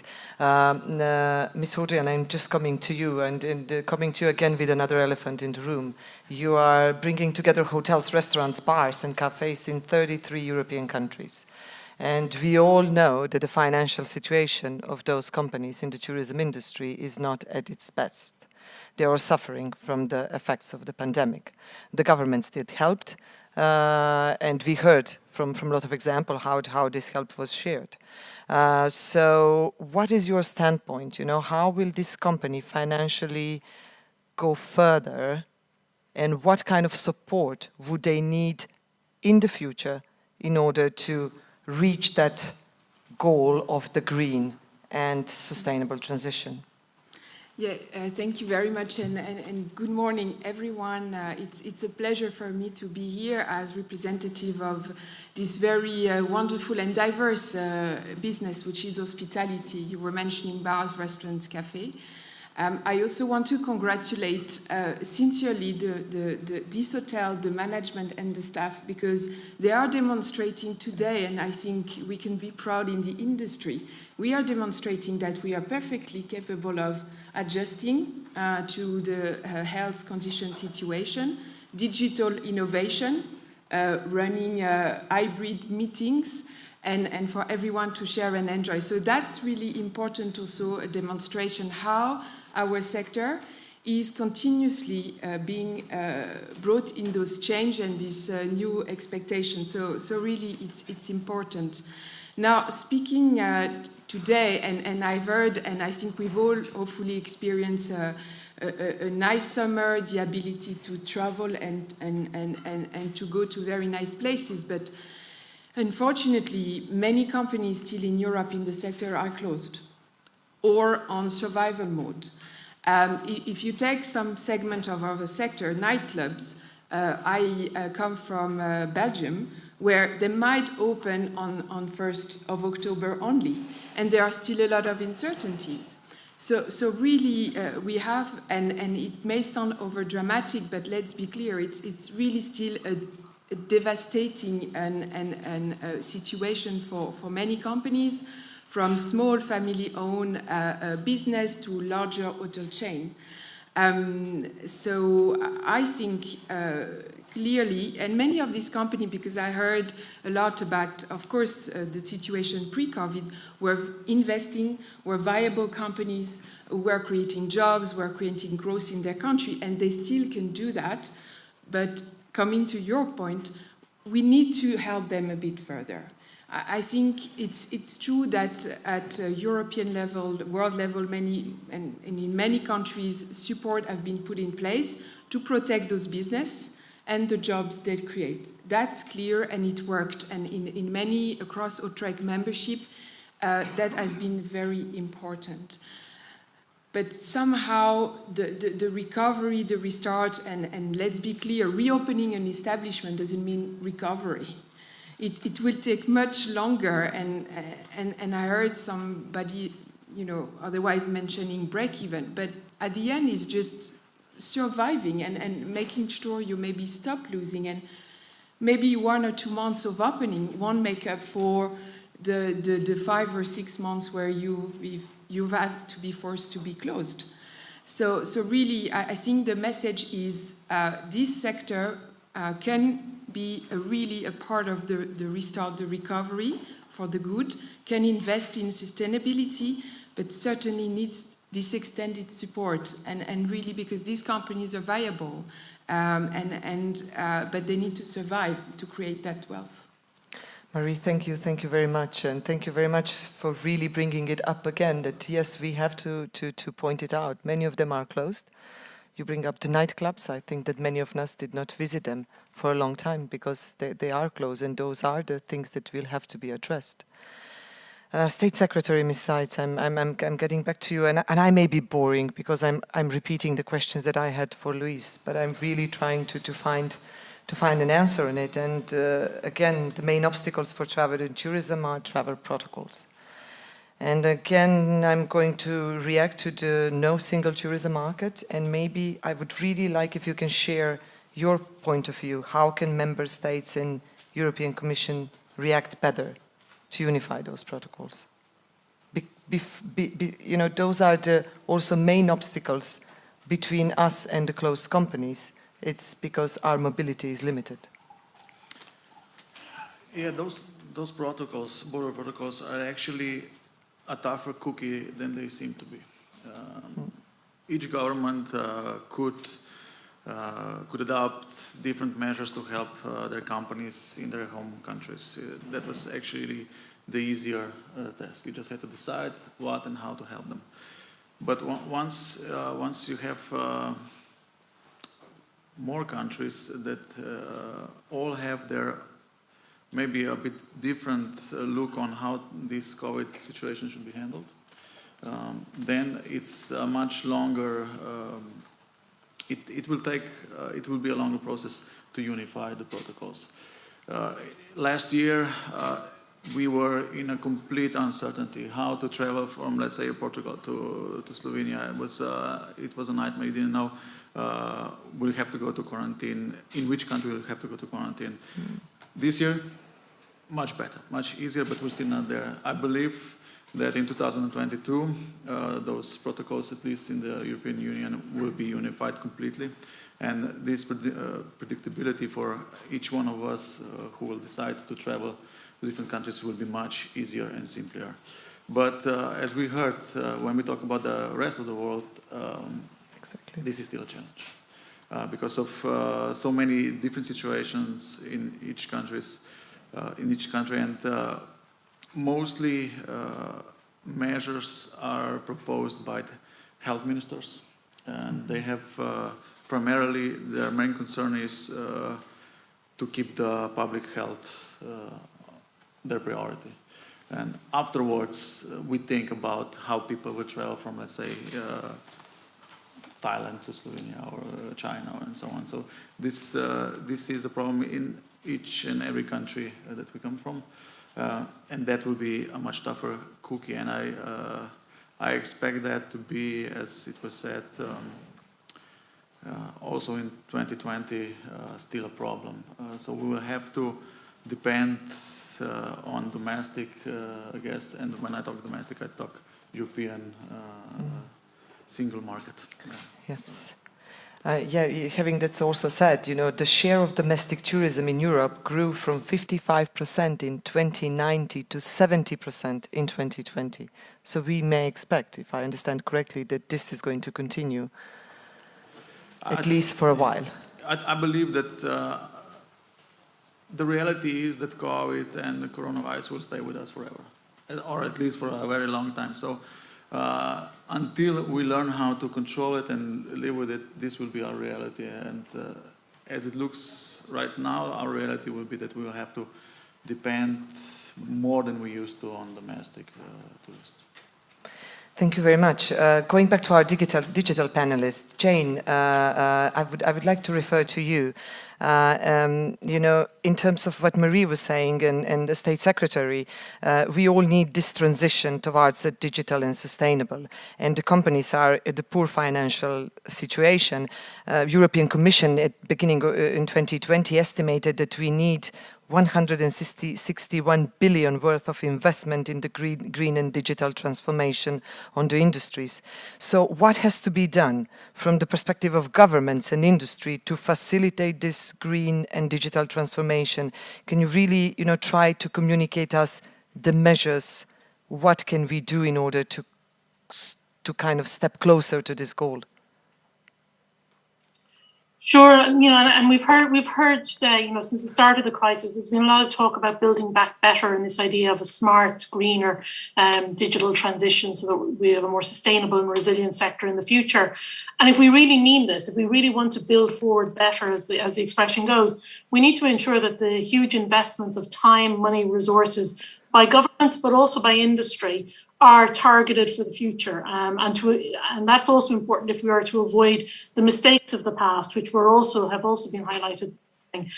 So it's very much about the huge resources, the actions we're taking in as much as there is a crisis and emergency within tourism sector and livelihoods are the priority in the short term. We do need to be looking towards the longer term at the same time. And that's building in to the current supports from government, for example, conditionality clauses that in terms of how they are used within the sector. Digitalization, green transition is a key part of building forward better and to fast track the progress to reduce the environmental impact of tourism to green tourism policies, green tourism business practices. So some of the ways and approaches that can be taken. It's about mainstreaming sustainability principles and environmental targets into the tourism policies. And now we're talking about tourism recovery plans as well. And also showing that tourism is well integrated with wider recovery plans, environmentally related, digital and so forth. The issue of monitoring, measurement, data has already been highlighted. We need to redefine tourism success, the issue of quality rather than quantity, and also make sure that when we're measuring the recovery, we're measuring the things that matter, the environmental impact, the social impact, the resilience of the tourism economy, the sustainability. Private sector has a role to play in this, obviously. This is a economic sector. Government needs to work closely with industry to help reduce the environmental impact of tourism activities and support sector-specific initiatives, but also encouraging, supporting, incentivizing tourism businesses, destinations to adopt greener, more digital business models and practices. Digitalization is closely intertwined with the green agenda to play a role in improving resource efficiency as well. So I think these are all to the discussion. Thank you. Thank you very much. Dr. Hardy, you're still with us. I did also a bit of research and actually you find out also that you were, beside you being a former CEO in PATA, you have been working in the non-profit organization focusing on protecting environment, and you have 30 years of experience in aviation. And having this known, I have two questions for you. The first one is that by end of 2020, half of the European fleet were grounded. How do you evaluate the situation in aviation industry and what are the prospects of recovery? Can you be more optimistic on this one? I'm confident that the airline and the aviation industry will follow the market. You know, it's a business, so they will follow the trends. They will recover from this, but it will be really difficult. If there's one job I would hate to have to do at the moment is what we call a network planner. Those are the people who actually have to figure out where the aircraft will be actually be flying, not only tomorrow, but actually in the next year, in the next 3 to 5 years. In a traditional way, an airline would actually plan their route planning and the frequency of flights to destination several years in advance. And also in line with the purchasing and acquisitions of aircraft for the future at the moment. So the entire business model for an airline is now actually severely challenged because it's so unpredictable. The recovery, as it was mentioned several times before by other speakers, is and will continue to be uneven. So some routes in some countries and some cities and some states will reopen only to certain other destinations. And it's really difficult for an airline to actually plan in this environment. So that's the big challenge that the airline actually faces. The other challenge that the industry will face, not only aviation, but hospitality and others, which was mentioned also by Luís and others before, is human resources, talent. Many people who worked in our sector have now actually went into other industries because they see that the recovery will be very long. It was mentioned before that it won't recover till 2024 to numbers, pre-2019 and etc. So many people have actually changed their jobs into other sectors, and bringing them back will also be a challenge. So there is hope, I think, for the airline industry. They will fly where there's actually demand, but the recovery will be slow and they will be following what the trends are. Thank you very much. Maybe just a brief question. What can be done in order to transform aviation industry? I really, it looks like a kind of incompatible match to become more environmentally friendly, because we are hearing, I was at the last conference from UN, and when they were trying to address what can we do in order to save the environment, the first aspect was stop flying. And yes, we all agree that yes, flying is contributing to the climate change, but also mass production and mass consumption is. So maybe your point of view, how can we make this industry greener, and can we? I think it can. There's already a lot of progress that's been made over the last decade in terms of biofuels and also in terms of manufacturing of aircraft, making them more fuel efficient. So there's been an enormous amount of progress. But no doubt there is still a lot more to be done moving forward to improve the industry. There are also policies that have been made, like in France, for example, where actually flights within 2 hours have now actually been banned because you can actually, if you can do it by train, you don't need to do it by flight. Now, some people will say, well, it may not be very convenient. I actually personally think it makes a lot of sense. And it's much faster to travel by train from city to city than having to go and wait in queues in airports for a very long period of time for short distance, for example. So I think policies are there to help to maybe make it more environmentally friendly moving forward. Technologies is moving at a really phenomenal rate too. And I do believe that within the next 20 years, we're going to see new type of aircraft coming to the market that are going to be much more fuel efficient, and also maybe electric and other type of hydrogens and etc., which will be more environmentally friendly for our skies. Thank you very much. Petra, I would refer to you now in terms of transformation.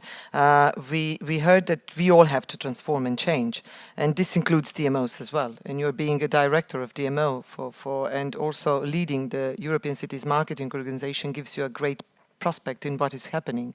So, and we heard from the Slovenian Tourism Board director, Ms. Maja, that they have to orchestrate DMOs, this change that is in front of us.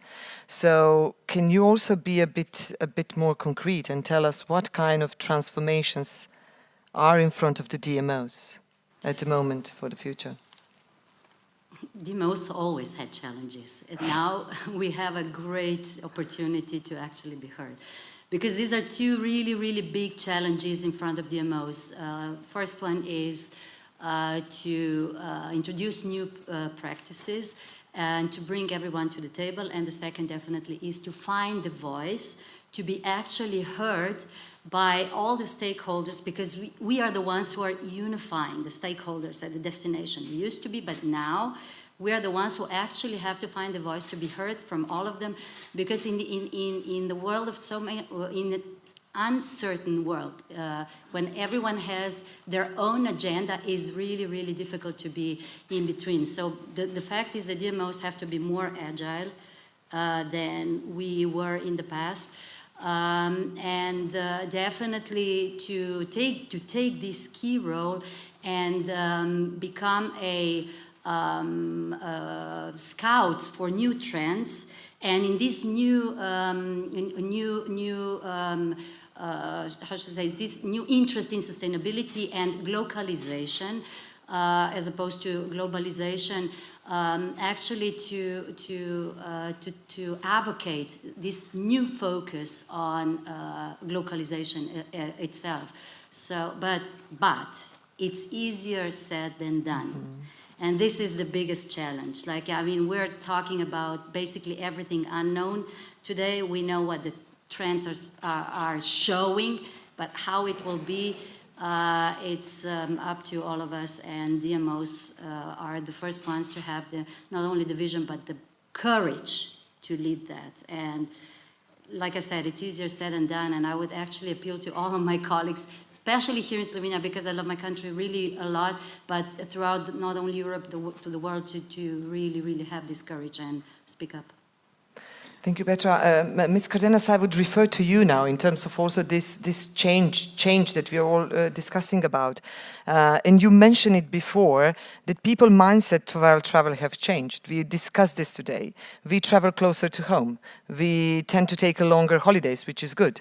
We are also more concerned about safety and security, and we are also booking our hotels and flights if we fly on the very last minute. So changes in the mindset will bring significant changes in the industry on the long run. So what actions can tourism operators take today to be better performed on this change demand that we will follow the industry?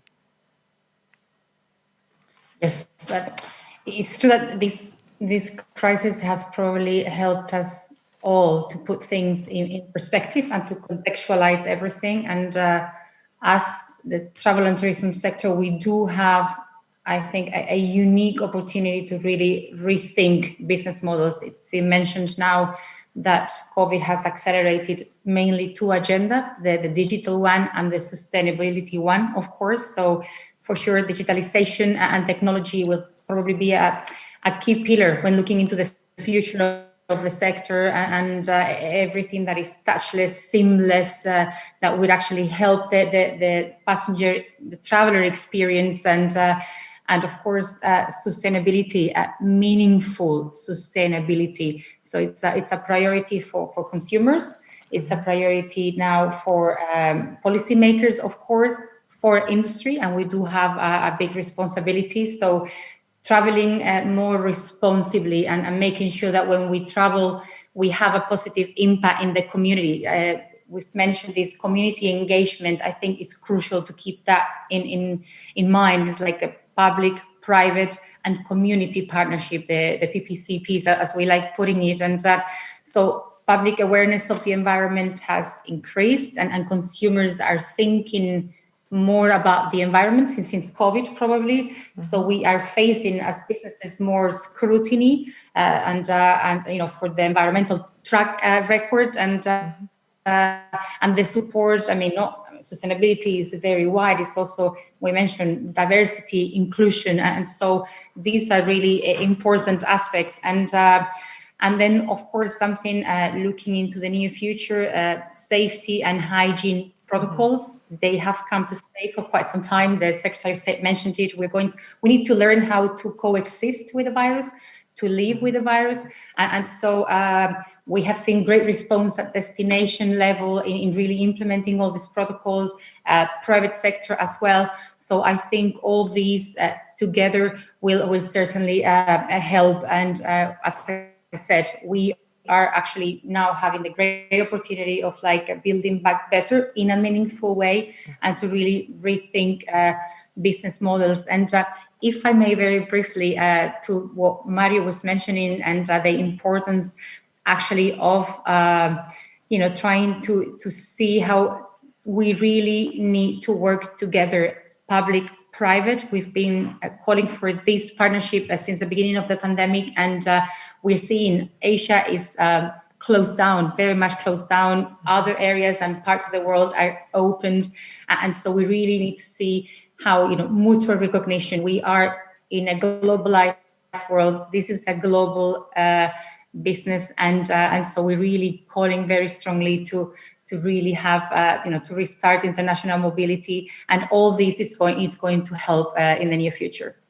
Thank you very much. Yes, we did refer to tourism as a global business, but at the same time, we are also kind of realizing that become very domestic in the last years. Maybe Maria, I will get just briefly back to you, and because you are working closely with the companies, and yes, we talk about the financial situation that is terrifying in some cases, and again, I will also ask you to hear your perspective on the human capital that is being lost in the industry, and maybe just briefly, we heard a lot of opinions, but maybe just briefly from your side as well. Thank you. It's true that it's very clear that the issue right now, it's really, there is a big staffing crisis, and it was mentioned many times, and it is felt across the sector. Of course, when the crisis hits, a lot of hopefully support were made to help people to keep their job but stay at home. But nevertheless, now as the business has been reopened, we see a clear shortage of the workforce. It's not a new issue, and unfortunately, somehow but here it's really becoming critical. Unfortunately, I don't have the golden bullet on the issue. Maybe couple of areas. Certainly, it is working in the hospitality. It's a very diverse kind of work. You have people who have their first work experience, students who need to work also maybe to help their studies, but hospitality can be a career of choice, and it is for many people, and we need to communicate also, and that's something we can do together with a public-private partner. I want to promote also apprenticeship. I think it's very important. And last but not least, maybe at EU level, we developed together with all these partners a few years ago the European Hospitality Skill Passport. So really, we need to tell about the skills we need, and we need to do this matchmaking and really promote and communicate what are the needs. But also, again, it's a wonderful sector to work with. It has constraints, but I think going forward, we need to promote those at early stage, this communication and this apprentice scheme and what the sector needs. Thank you very much. Our time it's closing up, and I have just two very brief questions. The ladies, you will apologize me because I'll ask the gentlemen two last questions, and there's no gender disbalance here. But maybe Mario Hardy, I will just get back to you with a final question, and please for a brief answer. The tourism industry is focusing too much on going back in 2019. Is this blocking us from seeing beyond the golden time of the extensive tourism growth? And how do you see the future of the European tourism? I do believe that there's maybe too much emphasis in trying to get back to 2019 numbers and etc. It was mentioned before by Jane and by many others that moving forward, we already had a mission before 2019 to redefine tourism moving forward, to make it more sustainable and more responsible. Now we have an opportunity to actually restart tourism in a better way moving forward. And I think we should take this opportunity to improve on what we're actually looking in terms of how we measure success in tourism moving forward. That's really important. I also think that the current situation is forcing us to move in that direction because because of the uneven opening and inequity in terms of vaccines and reopening of countries at the moment. We are moving towards that goal anyway. So let's take that opportunity to improve tourism, make it better moving forward. Thank you very much. State Secretary, Ms. Zeitz, the last question is regarding, and then I will open the floor for your questions, so get prepared. The first one that is raising the hands will actually get an opportunity to ask the questions for this great panel. Ms. Zeitz, Slovenia holds the presidency of the Council of the EU. The agenda for Tourism 2030 started under the Portugal presidency, and now it's going to be finished hopefully under the Slovenian ones. So which initiatives and activities would also be initiated by Slovenia within this Agenda 2030? Yeah, I would like to draw your attention to the 17th of November. Yes, 17th of November. 17th of November, Brdo. That's the date where our presidency, together with the Commission, will organize the European Tourism Forum. And on that occasion, we will try to find some of the answers to the questions that also the agenda needs to tackle. For instance, how our tourism ecosystem can become green and climate neutral. We know that by the 2050, the EU has set a goal to become the first climate neutral continent. And this is, as nice as it sounds, it's a tough job to do. Because it's gonna need us to completely change our habits of traveling, producing food, etc. We will need to develop technologies to reduce emissions. The last 10% of emissions that will need to be reduced will be done by technology that has not been invented yet. Mm-hmm. So this is a tough problem. Then how we can have our tourism ecosystem to be more inclusive, more social just. Mm-hmm. How can we provide employment and well-being for a more different social groups? How can we employ people in our rural areas with tourism? Then, of course, digital transition. How can we use new technologies to better plan and manage tourism? How to better promote it? And last but not least, there are many more questions, but also how we can reflect tourism in other EU policies. Yeah. So we have heard that tourism is everywhere, but can we see it in other policies? I think that we can do more regarding that. So 17th of November. Thank you very much. I would now ask the audience, please, yes, we have a question. Dominic, we have a question down there. Can we facilitate the mic? Mm-hmm. Thank you very much. Hello, everybody. It's fantastic to see you alive here, to hug you, to touch you, to talk with you.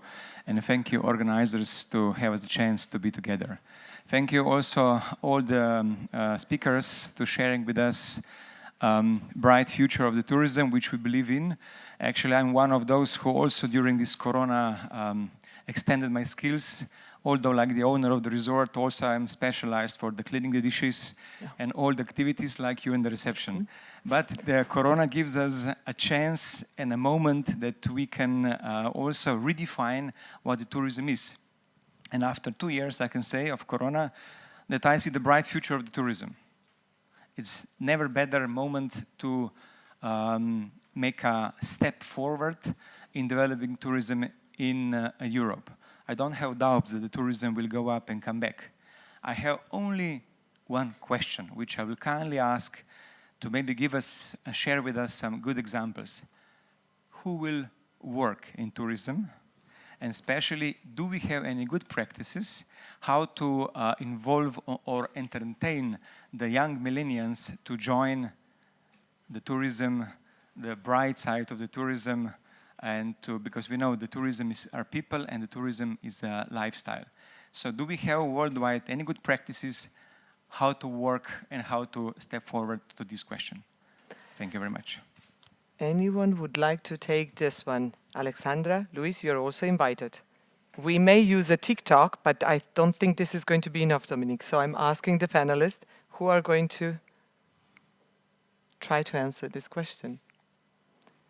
State Secretary. I will not directly answer because I don't know, I will speak for Slovenia.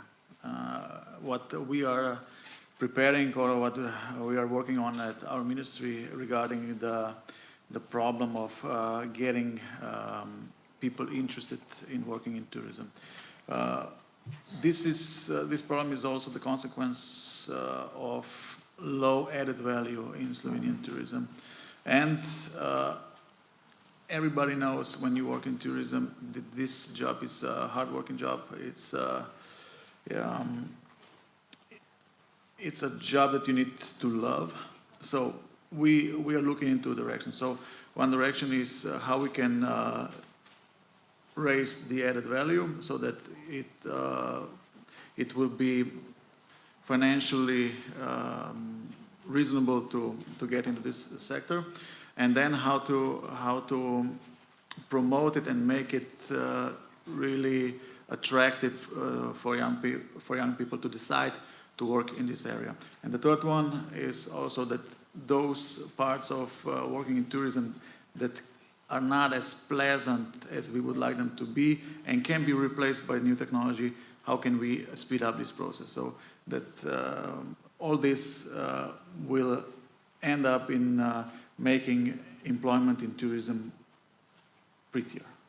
So if I translate this, pay them better, use the technology to improve their quality of work and life, and make the job sexier and more appealing for the young population. Thank you very much. I have other questions. No, I don't have a question. We have a question down there and we need a mic. Thank you. Hello, thank you for this great session. I'm representing here Slovenian Convention Bureau, and my question is, especially from our friends from Portugal, I really liked your presentation, and I feel the opportunity here, we're talking about tourism, but we are not really dividing the tourism between meetings industry and tourism as people coming. I see, Petra, you were mentioning Paris Olympic Games, and also Web Summit is coming back to Lisbon. So this is also something that I see an opportunity now, not only to focus on people, on tourists, but also focus on business travelers, because as Dr. Hardy said, people are willing to take vaccines and travels for the business. So I would just like to hear, how is it happening with Web Summit, and also from Petra, how is maybe Tourism Ljubljana? Is this really now the opportunity actually to focus on the meetings industry rather than only on tourists? Thank you. Petra, can you take it over?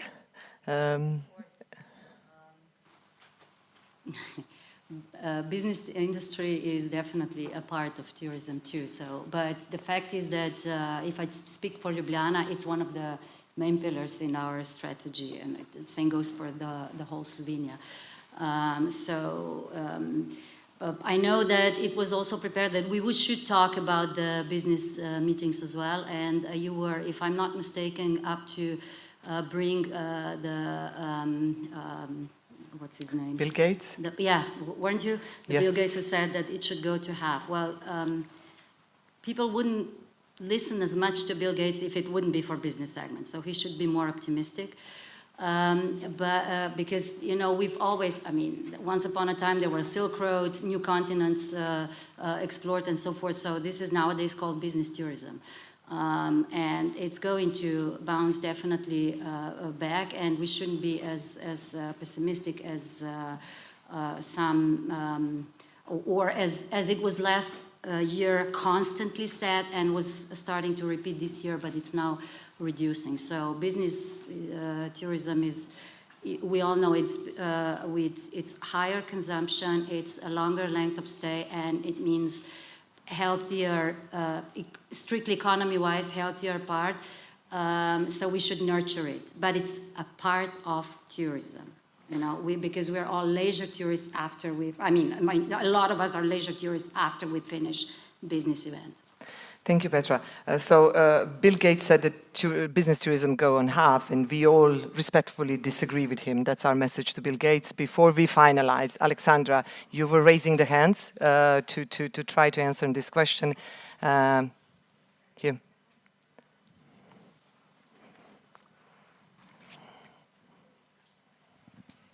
Thank you, my dear, for giving me the space to also answer, because definitely, I mean, I have a personal bias towards the importance of business tourism, what we call business tourism in general, for the development of tourism. I would like to highlight that today we would not, when we say and we talk about people, we're not necessarily meaning leisure, we're meaning everything. We're meaning us, for example. I consider myself a business tourist at the moment. But what is very important, and what I think was a missed occasion, I would say also from the authorities, is that the business travelers, business tourism, could have been used as the real trial for many things. Because the business travelers are the ones that are definitely more cautious, more aware of the impact of what they're doing. And so instead of thinking immediately about, like, I would say, like a completely global, which is correct in a way, solution, I mean, I think it's a missed occasion that we didn't do more events, rather than just saying, okay, let's do virtual. Virtual is not the alternative. Absolutely not. And we're here to prove it. And it cannot be that every time there is a difficulty, people just turn around and saying, okay, but we'll do it hybrid. That is not the solution. Because what we can do, the differences we can make, is through events like this, which we call business tourism. We can test, we can put good KPIs on it, evaluate, and then maybe implement and enlarge. So definitely, I think out of everything, we should really keep. This is like a pledge. I speak more of a tourism passionate and professional that, of course, in my position as UNWTO, but this would be an appeal for governments, especially in Europe, to take this very, very seriously. Thank you very much, Alessandra. Thank you, all of the panelists. I see there are a lot of hands that you would like to ask more questions, but unfortunately we are run out of the time, which means that we'll have to meet on the 17th of November at Brda and discuss the further future of tourism. Can we just put the hands together to our digital? Thank you very much. And to our panelists in live. So, it will take just a few minutes to conclude today's panel. I think it was a wonderful discussion and wonderful panel. I started with a roller coaster, and I'm probably going to finish with it. This is an outrageous ride. And I think what we heard today is that we are not alone on this ride. There are a lot of people on the train. So I think it's very important to share and to discuss how can we actually come to the destination that we want. COVID will not end tourism, we all know this, but we may hope that it will accelerate the changes towards better, towards more sustainable, digital, and not to forget also human-oriented fashion of tourism, not on paper, but in practice. World is destination number one is Europe, and Europe should lead in this transition. Like Luís was saying, like Alessandra, our minister and the director of the Slovenian Tourism Board. So we should be bold in taking this historic chance to change. Change is not easy. It's actually hard at the first. It's very messy in the middle, but it's great at the end. So let's try to change and let's make this industry even better than it is. Let's be bold and concrete in Agenda 3050. So that we know where we're directing. Let's improve governance in tourism at the supranational level. And I'm looking also at you, Luís. And let's create a single tourism market for all of us that we want to travel. Why? Because there are millions of tourism businesses around Europe. And those millions of tourism businesses represent millions of reasons for the Commission, for the governments, and for all of us to change the tourism for the better of tomorrow. With this, I would conclude today's panels, and once more, thanks to all speakers, all presenters, dear panelists, and to all of you in audience that were with us for 3 hours without a break. So, let's put the hands together for all of us.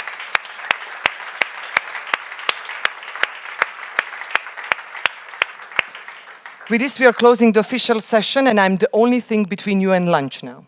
And I would like kindly to invite you, in the name of the Ministry and Slovenian Tourism Board, to join us on the Tastes of Slovenia, European Region of Gastronomy 2021. The menu is prepared by the Chief Simon Bertoncel, and it will be served as a standing buffet at the terrace of the Grand Hotel Toplice. You may access the terrace through the restaurant. So, bon appetit. Thank you very much.